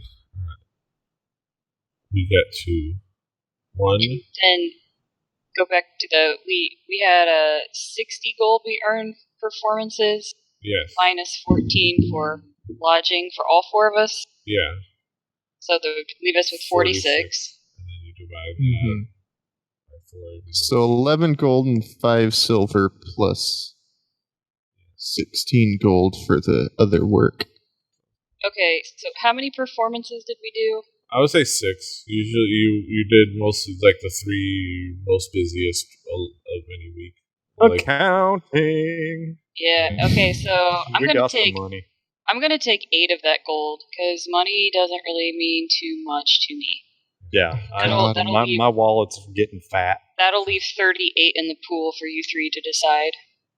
Oh my god, you're making this so much fun. I'm fine with just having a community chest. Well, I don't really care to count. Who wants to manage the party fund? We want to like accrue a party fund. That sounds like a great thing for either Solero or Toby to do. I can take care of that. Toby the accountant. Yeah. Musicians know how to deal with like all of my currency. So Toby's a little bit experienced with having to deal with like, okay, the band's money, like he's been the leader. You got to fill up the Econoline at the end of the show. So, yeah, a couple weeks into your stay, you wake up one morning. You stay at this like little inn. Extended stay inn called the Palma Vista. Just for the fuck of it. Palma Vista. You have a couple rooms, kind of usual sleeping arrangements. And you wake up one morning. The warm air turns a little cool. You get a little rumble of thunder echoes overhead. You look out southwest, and there's black clouds kind of boiling over the seas. There's a storm. It's pretty nasty one. Bell starts to ring at the center of town. The folks, kind of are just, they seem to kind of like immediately know what to do. So start following protocol. Fishermen kind of like call their hands to unpack what they can, tie down the rest. Shop owners, you see them, you were out and about, you had your morning, but it's a little bit late morning. So they kind of cash out whatever customers they had at that point and start shuttering, kind of put up your storm shutters. So like parents are coaxing their children back away from the docks and back indoors, like out into the areas. Everybody's kind of like battening down the hatches. So at some point you kind of walk around trying to see, okay, what do you do? Malik, you see. Okay, so you see up ahead. You hear, "You there?" You see Malik, the Marquis, Daenerys Malik. He walks up to you, looking tall, looking pretty, proud of here. He's like, "Hey, I don't know if we have met. Hello, my friends. I'm the Marquis of this town, representing the Clovis Concord around these parts. The name is Darino Malik. Darino, and then Malik is Maliq. Oh. No UE. Yeah. Or as far as you know. As far as I know. I didn't look at his birth certificate. Who is this guy again? If you remember correctly, you met him a couple times and you got the feeling he's the, like, for this being a merchant, like a town run by a part of the Merchants Guild, this would be like the mayor of the town or the town leader, but he's the Marquis from the Clovis Concord Marquis of this city. Okay, so his name is Darino? Darino Malik. He goes, okay, thank you.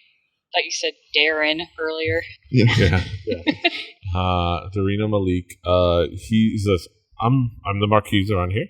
Looks like we've got a bit of a hurricane brewing off the coast, likely headed this way. We could use some extra hands. Would you be able to assist? Well, we have a couple of things that we're a little strapped for manpower, as you've probably discussed while you've been here. You know that the war is going on. We've got a lot of manpower has been dedicated to major cities. This storm kind of caught me a little off guard. Caught us off guard, but it's closer than we ever had to react to. And we're not going to get anybody from Port O'Malley in time. So we could use some extra hands. Would you like to know? I could tell you some of the things that we need done if you need to know beforehand. I could maybe be a little help. That's a good one, young man. Well, we need a couple of things. We need to definitely get extra help shuttering the town hall. It's a bigger building. People are taking care of the merchants respite. We can always get help with that. People love that place, and it's a sturdy place. It used to be our old garrison out here. We used to house soldiers there, so it's built for war. So we know that can handle the place. But our town hall is a little bit more freshly built, so we could use some help with shuttering that place. Big windows. Mrs. Odette needs to catch her Tibby again. It's a bit of a pain, but we don't want to have to deal with losing that cat. It's her world. Meow. Okay. Understood. Yes, it's her world, and we will face the wrath. I'm on it. on it. It sounds like a mystery. That sounds like a job for us. Fast, I will catch that cat. And most of the people are easy to get, to get themselves to safety, but we do have one person we have to kind of save from themselves. Brimley Stormbreak. He's a dwarf that is one of our fishermen, one of our locals. A little older, likes to drink a lot. He lives out on the boat on the docks. We need somebody to get him over to the Merchant's Respite to rest up. It's going to take a little work, and it's going to take a couple of you at least. Usually, we try to bribe him. Sometimes sometimes we can convince him. Say no more. I've never met a man I can't talk into a good idea. Yeah, he likes dirty jokes. So if you can come up with some good ones. Barring at the end of the day, also if nothing else works, you can always just knock him upside the head. Also, keep that in the book. I mean, don't kill him. Look at me. I'm not going to kill anyone. I know. I'm just messing with you. But knock him out. We've had to do that a few times. It's he can handle it. He's drunk. He's very, very drunk. So he's bendy. So he can handle it. Yeah. He's a drunken dwarf. Those can handle handle a punch or two. Are you? What would you guys want to do? You want to split up and take work? Do you want to focus on one task at a time? I'm probably best equipped to be convincing someone to do something. Yeah. Although chasing down a kitty sounds like a good time. Yeah, and tell me more about this. Is Mrs. Tibby the lady who's missing the cat, or is Mrs. Tibby the name of the cat? Mrs. Odette. She's kindly one of our matrons on this land. Her family's off, making their riches. She's sent off a great deal, of kids out to school and to business and to work. So she's kind of spending her years here with her cat Tibby. She kind of Tibby kind of likes to explore his territory, his home a little bit. I understand that.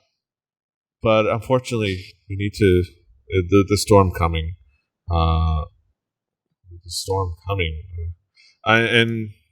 I will say we don't need to do the whole movie, but I will say, Summer, you pick up a little bit on him being the storm.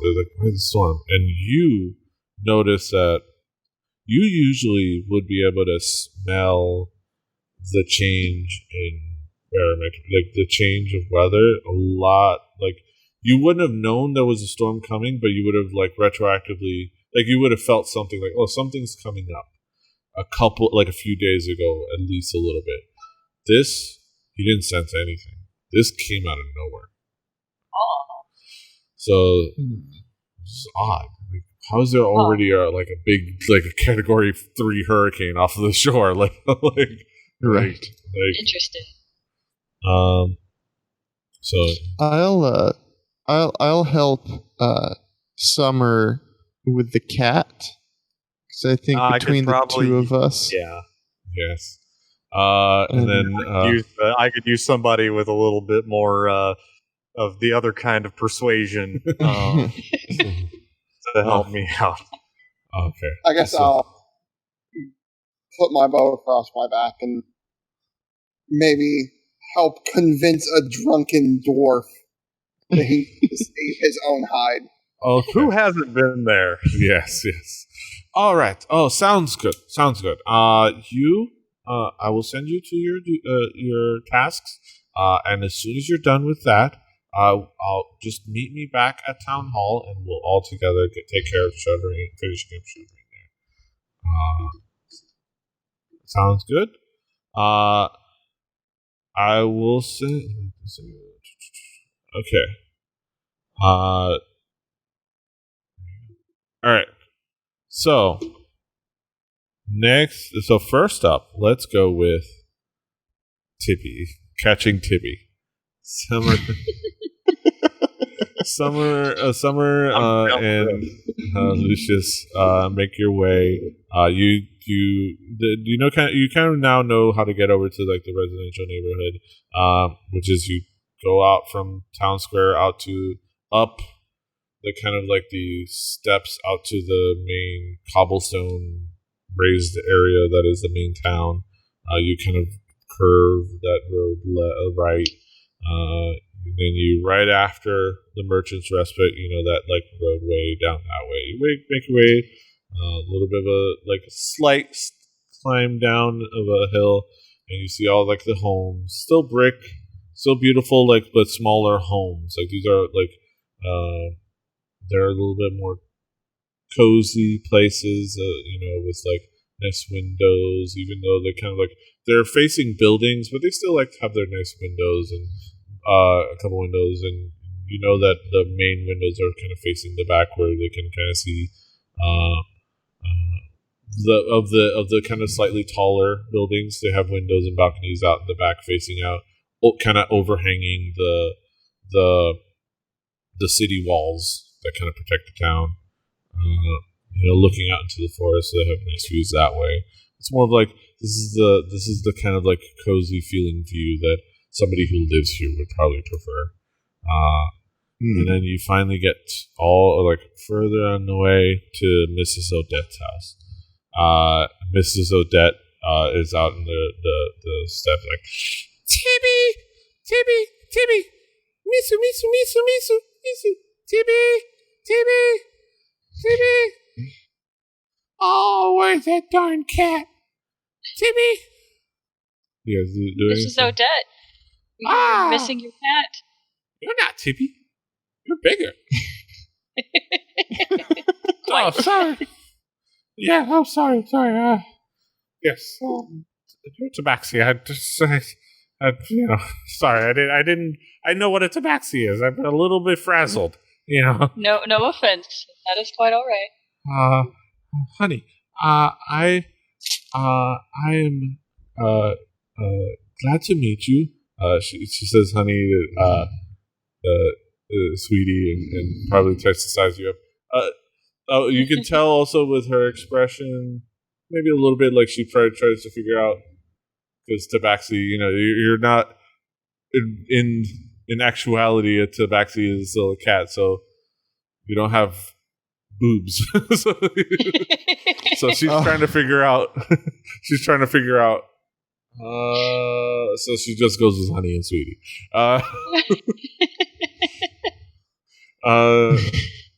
Honey, sweetie. My little Tibby is on the loose. I need to find it. I need to find her. Find him. I need to find him. Where is? Could you help me out? Sure, absolutely. Well, we'll do what we can to help. I'm Wind and Summer, but you may call me Summer, and this is my traveling companion, Lucius. Lucius, wonderful. Nice to meet you. You too, ma'am. When's the last time you saw Tibby? Tibby, and then you kind of it's been a couple weeks since that bath, so she said she kind of had a little bit of a okay, and then he kind of went that way, but kind of zigzagged and did a whole weird other thing, and now I don't know where he is. What does he look like? So he's a very small white cat with little black stripes all across his fur, and you love this. He has a little mustache, a little black mustache. Sweet. How heartwarming. He's my whole world. Ever since my children kind of went off into the world, he's been my life. So you should be able to see him. He's a good cat. A little jumpy. Doesn't take the strangers all too well. Okay. We've heard from others that Tibby likes to roam around the village a bit. Is there a certain place he typically likes to visit? He does like to kind of like, you know what? A little bit down that way, now that I think of it. The back of the fishery is down that way, a few blocks. He sometimes goes there, get a little nibble, get some fish bone kind of nibbles, whatever's left over. I've seen him bring back a fish head. It's quite a sight. Do you think that's his favorite food, or does he respond well to others? He likes anything. He knows he can get some over there and some at the merchant's respite, but he knows it's like that's easy pickings. So he usually likes to hang out there. Okay, when you try to get his attention, how do you call him? I just call him. He answers to me well, but I usually try to call him Tibby. Call him Misu. He'll come when he wants. Okay. He doesn't. He'll kind of comes on his own terms. So I do very helpful. Lucius, can you think of anything else we need to know to locate Tibby?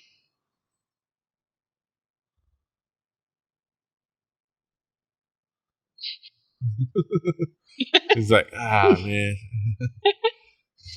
Let's just commune. Yeah. Yeah, no, nothing really. I'm a cat finding expert. We're gonna do this. Yes. Yeah. All right. Okay. The two of you. Okay, so head to the fishery area. Okay, so I will say, since you have a little bit more guidance of where to go, you're able to find the area. I would say give me, with Lucius helping, I don't know if you are aware.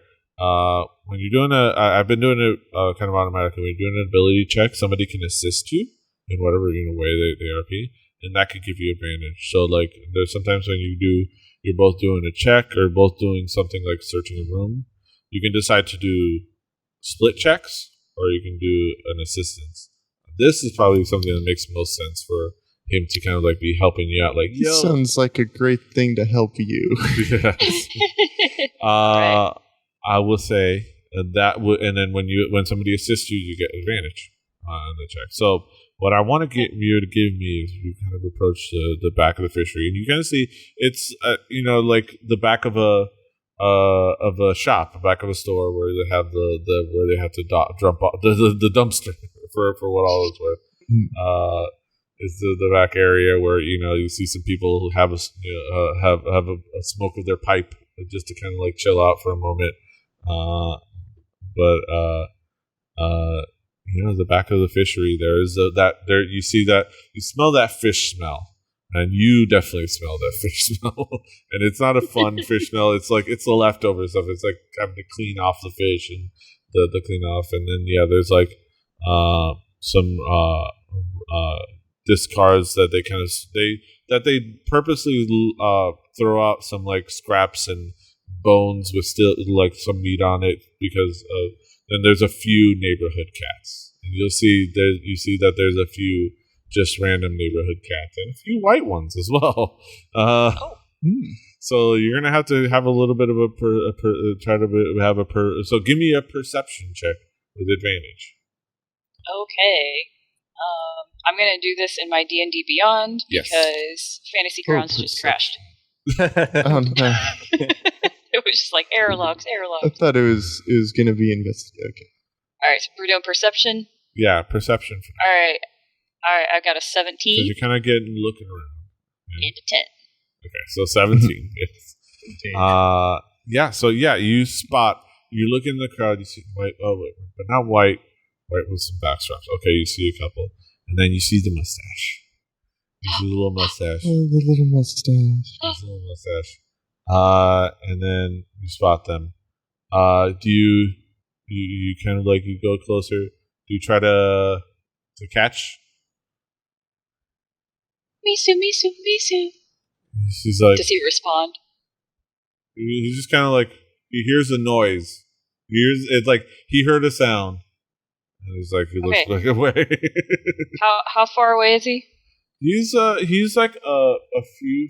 I would say he's like 10 feet away. You can make a dash at him and grab him. I'll give you a dexterity. Yeah. I'm gonna dash and pounce on that cat. Okay, so what we're gonna do? That sounds like a terrible but great idea. Yes.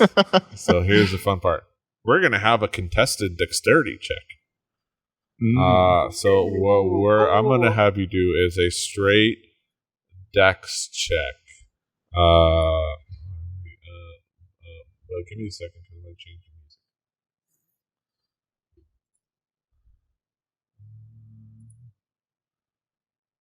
the music. I gotta be more on the ball to change like this. Combat music. Cat versus cat. Who will win? But yeah. Okay.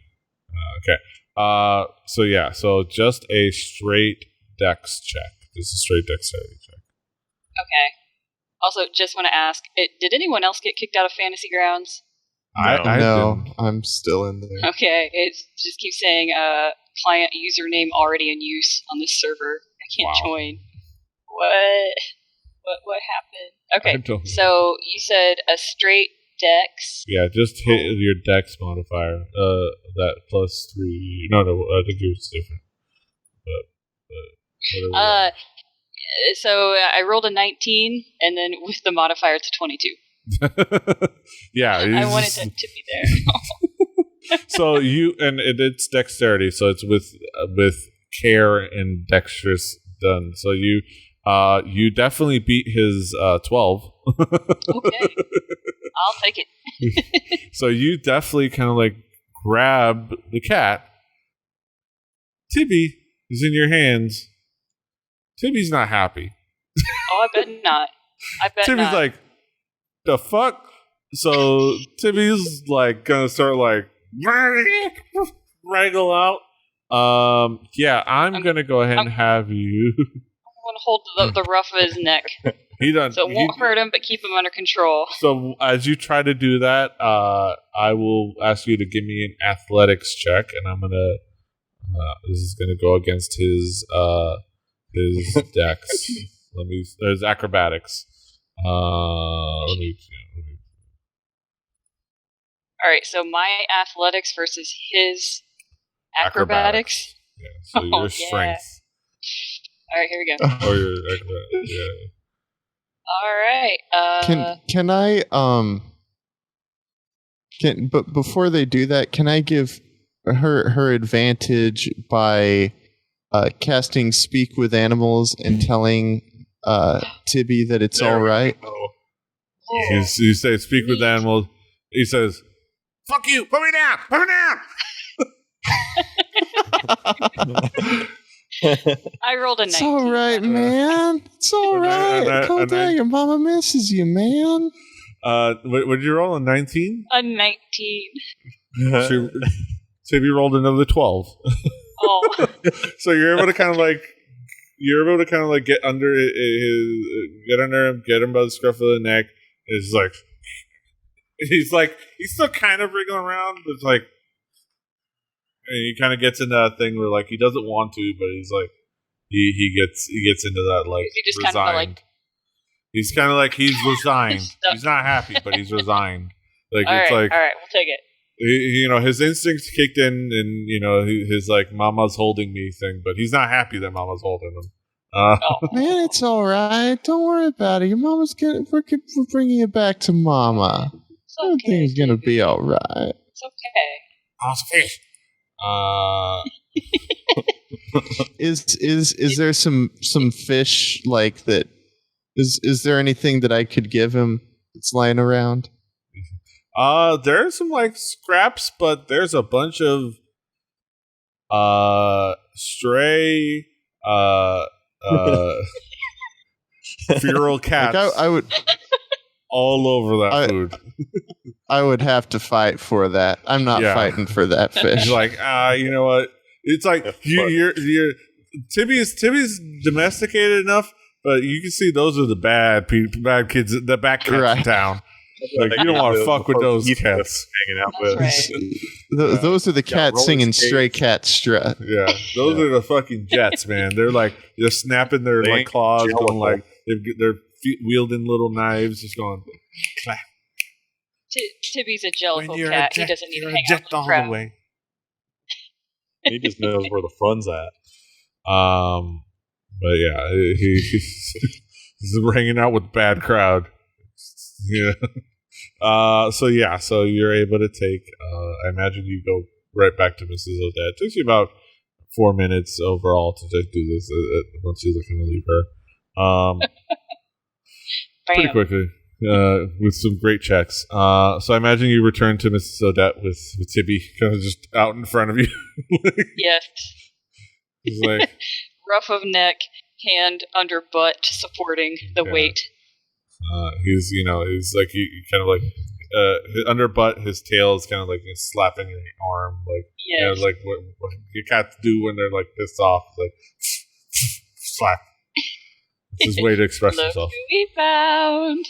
Oh, Tibby, and she kind of grabs him, and once like she grabs him, he kind of like fine, and she'll deal like she you can tell that in the way that cats are, he does love her, and he is home, so he kind of gets comfortable and kind of gets in her and just like closes his eyes. It's like, oh, hey, fine,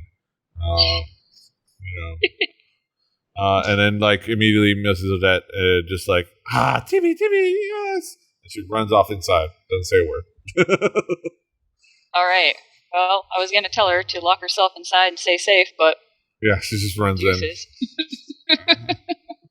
I don't know where to all right, in the meantime, meanwhile, back at the Hall of Justice. Meanwhile, back in the Hall of Justice. We go over to the other two, Toby and Solero, as you kind of make your way at a halfling's face, kind of walking down to you kind of are going down the boardwalk, past all kind of the different marinas. You go to a little further down to where some of the personal marinas are. You with the smaller ships and trying to find the storms.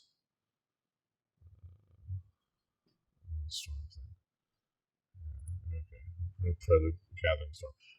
The smaller ships, and you can kind of you're looking around. You got a fair description of this dwarf, Brimley. Dwarf. Yes. Got it. You see you see a small little sailing boat, for one person to go out and fish. It's got all the accoutrement for that, but it's a small boat for a person. And you see, sitting on that boat, you see a very,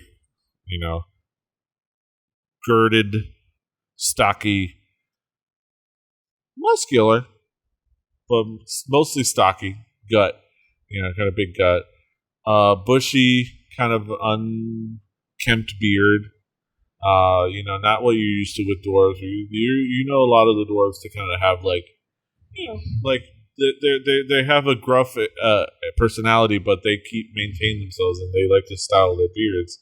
This is it's just kind of all over the place. It's kind of hair. And he is out of it. But he is, he's got a bottle of rum in his hand, or a bottle of what you presume is rum in his hand. Just waving back and forth. And at this point, the storm, it's getting to that thing where the waves are kind of getting bigger and the boats are getting affected. And he's he's singing something in Dwarven. some old shanty of some kind, and you can almost feel like maybe he's about to like tip over.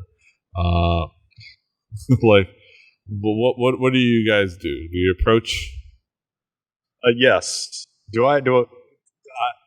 My first course of action is to go the quiet route, which is persuading him to hey, I don't make the rules here. I was sent here, kind of a persuasion. What do you do? Call out, but I was told. Yeah. I'm good. What do you say? Do you call out? What do you say? Well, before we get there, I would imagine that I have been there has been a plan that has been hatched. Okay. Or at least what do you guys some stuff out.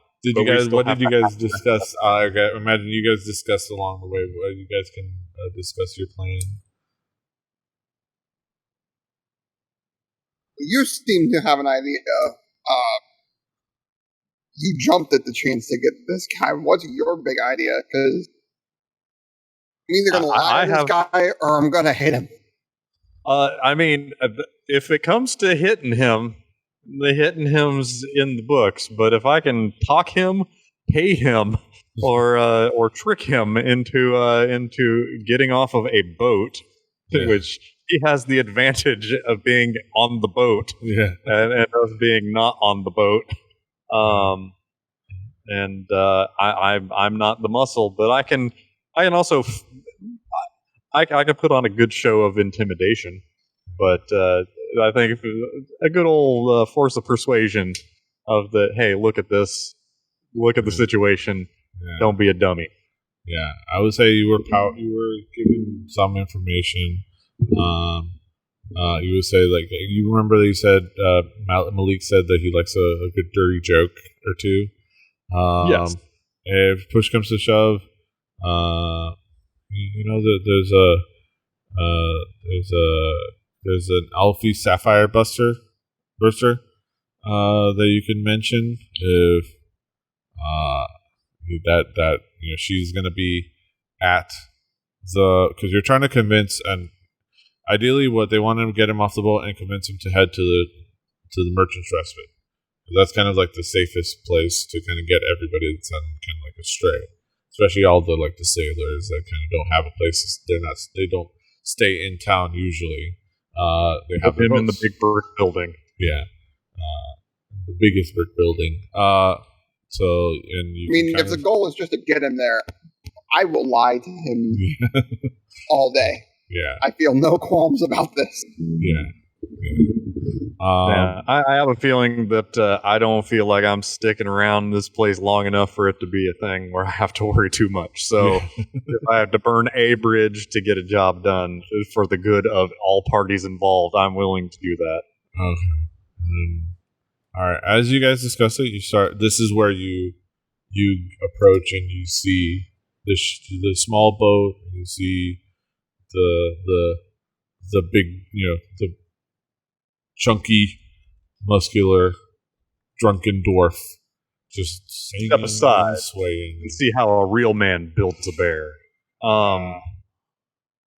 I would immediately go up and what's this guy's name again?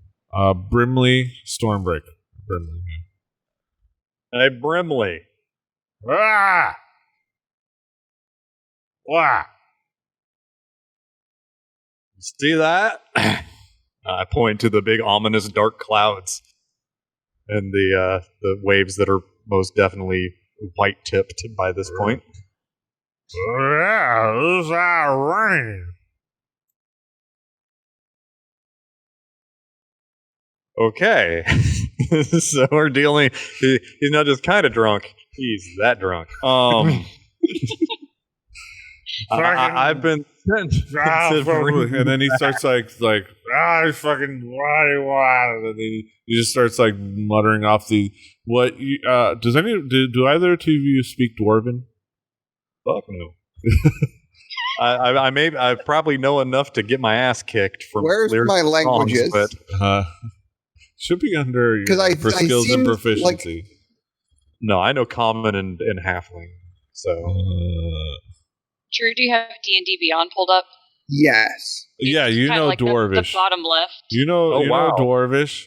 So you Solero, you know he's just random. I knew I thought I picked it to be funny. Yeah, he is an elf knowing Dwarvish. He is doing the biggest, like he's just stringing together random curses at you in Dwarvish. It's just like fucking motherfucker, it'll kill your butt and like shit in my face and fucking lick my butthole. Like, you know what he's saying? None of I turn as if coherent. to fake say to over here that in Dwarvish, look, if he's going to act like this, we won't tell this asshole about the free beer back in town.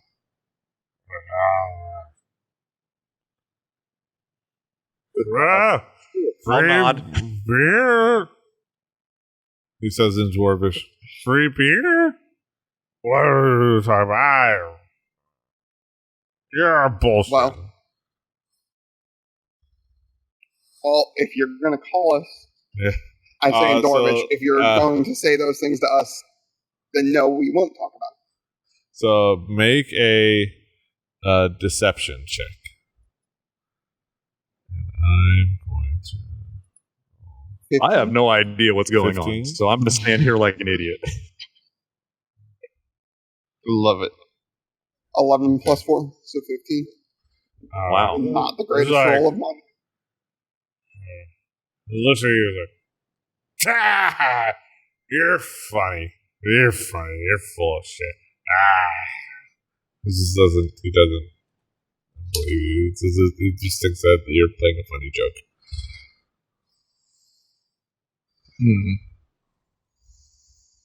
I'm going to try and convince him or persuade him to come with. What do you say? What do you use? Like, Silver. Seriously, look at the storm. Look at your boat. Look at yourself. Look at the situation. Look at us. We can have issues. We can not have issues. We can go or we can have problems. And this isn't like a threat in any way. This is the reality. You can't stop that storm. And we can't stop until you come with us. Okay. So let's make this easy. Roll a persuasion check. All right.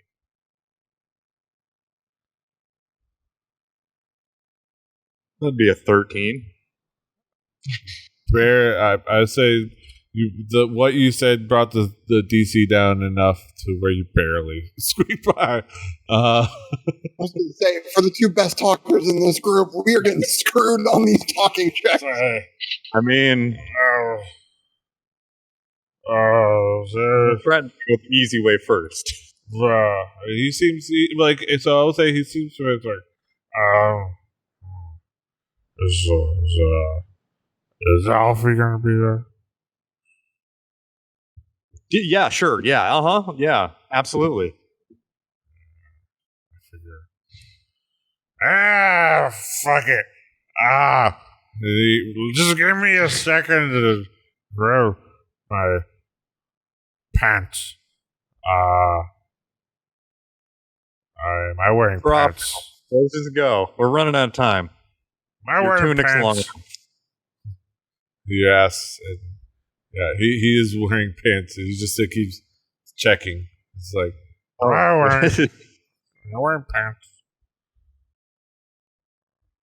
Yeah. Let's go. If you are looking for pants and you get already behind have him pants. and I get behind him and start kind of like ushering him off the boat. So, well, he. I mean, by the time you get over, he did kind of like get himself over. He is parked right up on the marina, so it's not too hard for him to kind of like get himself over. Even with his little legs, kind of like get in there. He kind of like stumbles on ahead of you. Let's go to the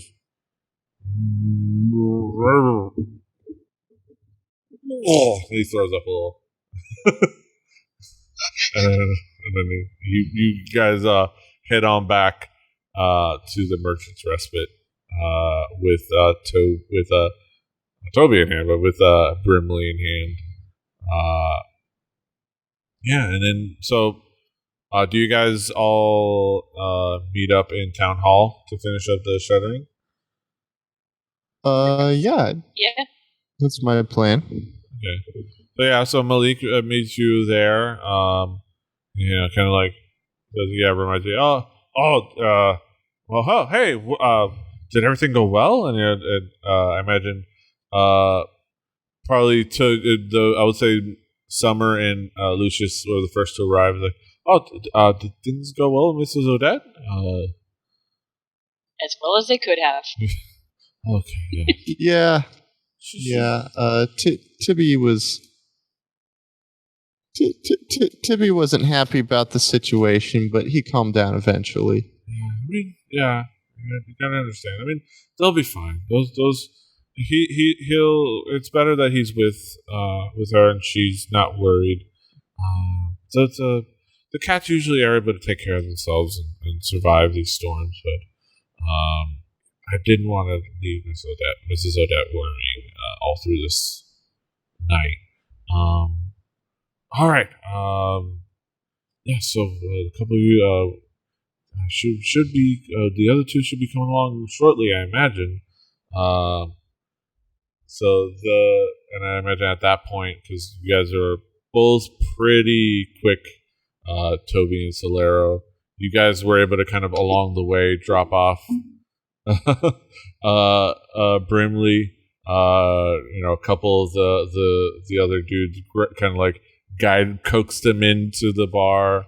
Like, yeah, Alfie's in here. She's ready to hang out. It's like, and kind of like they all got him in, and you imagine they got him taken care of, and in a bed. He's probably not gonna run away. Didn't even have to charm him. Yeah. Dwarves. Yeah. So he's good, and then you meet up with Malik. All right. So, how did it go with Brimley? Put up a fight, I imagine.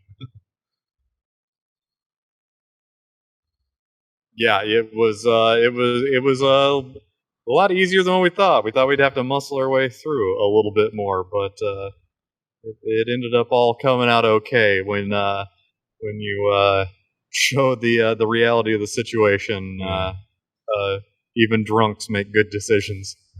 I imagine just kind of like the sudden nature of this was a little sobering enough. All right, so we have our team here. We're gonna have it's just gonna take us a little bit of time.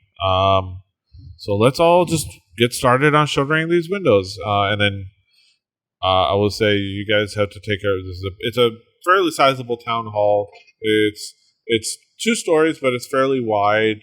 Brick building, obviously, like all the buildings have been here in this town. And there's about, say, you have to take care of your load 10 big windows to kind of get those shuttered. So you don't need to. There's no checks involved. So somebody give me a booth. Okay, we're good. So and it takes you since there's 4 of you. It takes you about 5 minutes to just like shutter everything together because they have everything ready. It just needs to be put into place with some help. Cool. Again, this is something they've had to do. So this wraps up. You guys are wrapping up your last window. Malik is like looking over everything, and somewhere a little bit off in the distance. You see, and then you notice that there's a dwarf, kind of like a male, clean cut, short beard dwarf, young, kind of like you notice at this point the waves are getting a little bigger. They're lapping around the shore. You see this dwarf kind of run up to Malik and start to have a conversation with him. He's like, "Oh no!" and kind of gesticulates out. He's a little bit out of earshot. from you guys. So, but he's kind of gesticulating or something about pointing out to the shore, and then, with that concern on his face. Do you guys get closer, or do you guys? Yes. So you kind of get a little closer. Yes, nosy. You kind of get closer. It's like, I don't know exactly how many, but there's at least 6 or 7 that we were able to spot. There's black sails. That's all we could see. There's ships, and there were more on the horizon. It's him. It's them. Ruh-roh. And Malik is time for those bongos and us to go running. Griffclaw. It's Griffclaw. I can't believe it's Griffclaw. Do I know that? You guys know this is. You guys aren't familiar. No. Pray tell. Do you ask? Yes. Absolutely. Who is Griffclaw? We're eavesdropping. Hey, we're just listening to you. Hey. Yeah. Good work, guys. No, it's Griffclaw. They're a nasty band of orcish pirates, led by a cutthroat named Mega the Brash.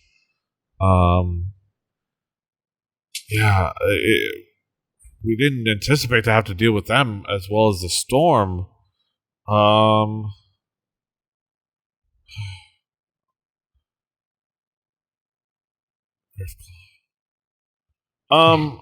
So okay, this is you've done great work. You've done great assisting the town. All right, and he's kind of a little nervous and haphazard, almost a little distracted, but he starts. Okay, I know it's not a lot. It's not a lot, but it's from the town. So he hands each of you 5 gold. He's a little distracted. He's extremely worried. You can tell he's extremely worried as he's doing this. This guy been a problem for you before? I mean, usually it's not a big problem, but I mean, half the garrisons. I mean, more than half the garrisons off. Dealing with things abroad in the main cities. A lot of the soldiers have been conscripted, even though we're not in the Dundalian Empire. A lot of people have been gone off to fight in the war. Get their soldiers paid. A lot of having to deal with. Like I said, we're undermanned. So you guys look pretty able-bodied. I look at myself. Well, most of you. Got some tricks up our sleeves. Do these Griffclaw employ magic users by chance? They not typically. They're just pirates. They're buccaneers. They're just they'd like to pillage and steal, and usually we can keep them off, but we don't know how we're gonna have to get extra manpower. If you're willing to help out,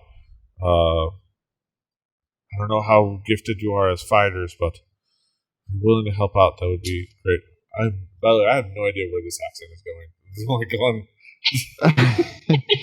This is so much fun. I love it. I listening to myself, I'm wandering in so many different places. Great. It's all going to end up being an Australian accent by the time you're done. So,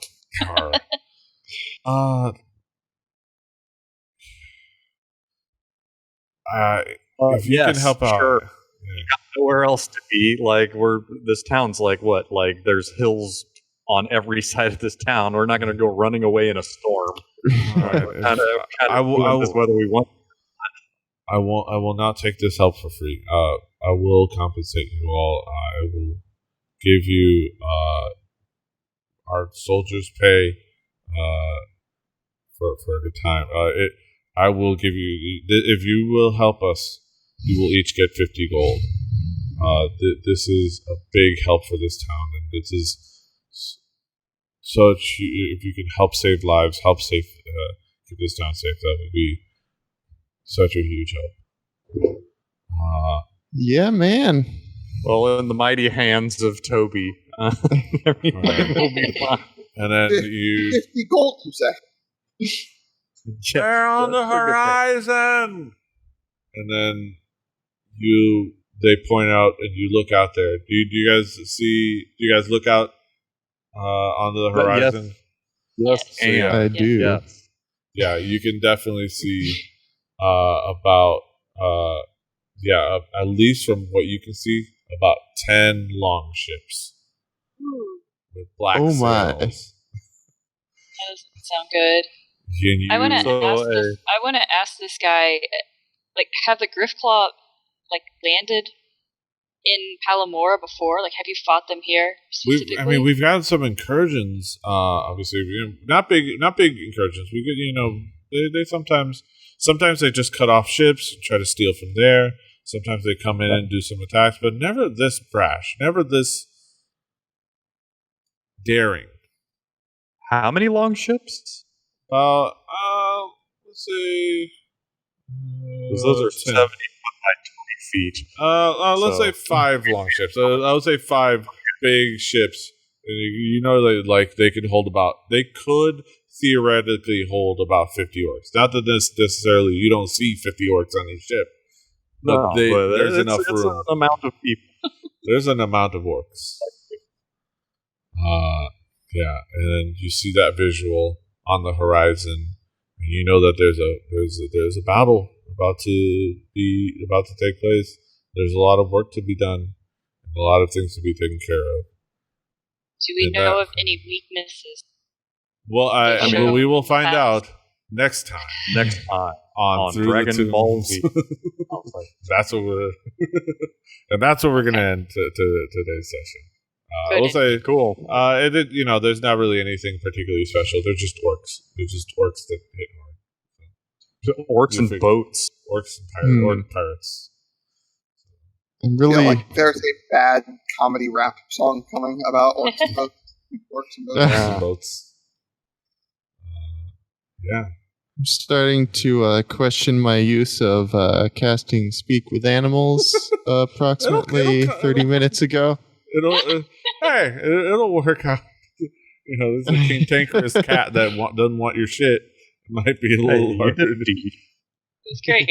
That's a success in the Dungeon Master's book. All the memes you guys were posting in the chat while we were going through that little adventure. Hey, the audience won't be able to see the piss cat memes that I post. Cat inside the little summoning circle. Then, of course, I had to post what's that smells like fish. What that smells like fish? Food, if you really want to know. Yeah. I will watch it after the show. Thank you guys for joining me and for the fun. And thank you all for watching. I'm glad you went on us along with us on this journey. We're going to keep doing this. Keep following the channel. We're going to try to do this every week. We'll still be just as nervous and have just as silly of accents next week, and just as haphazard and mostly improvising. Wouldn't have it any other way. That's D&D, man. That's D&D. But yeah, thank you for checking out the show. We're going to have this up in podcast form shortly after posting, or up on YouTube as well. So check out the YouTube channel, youtube.com/rebelliontv, or watch us live every week on the Twitch at twitch.tv/rebelliontv. Do like, share, do all the things. Until next time, don't forget to love each other. I'm going to steal that because I still believe it's a great catchphrase and it's a great saying. So don't forget to love each other. Just be kind. Yes. But until next time, hasta los huevos. Toodaloo. Bye.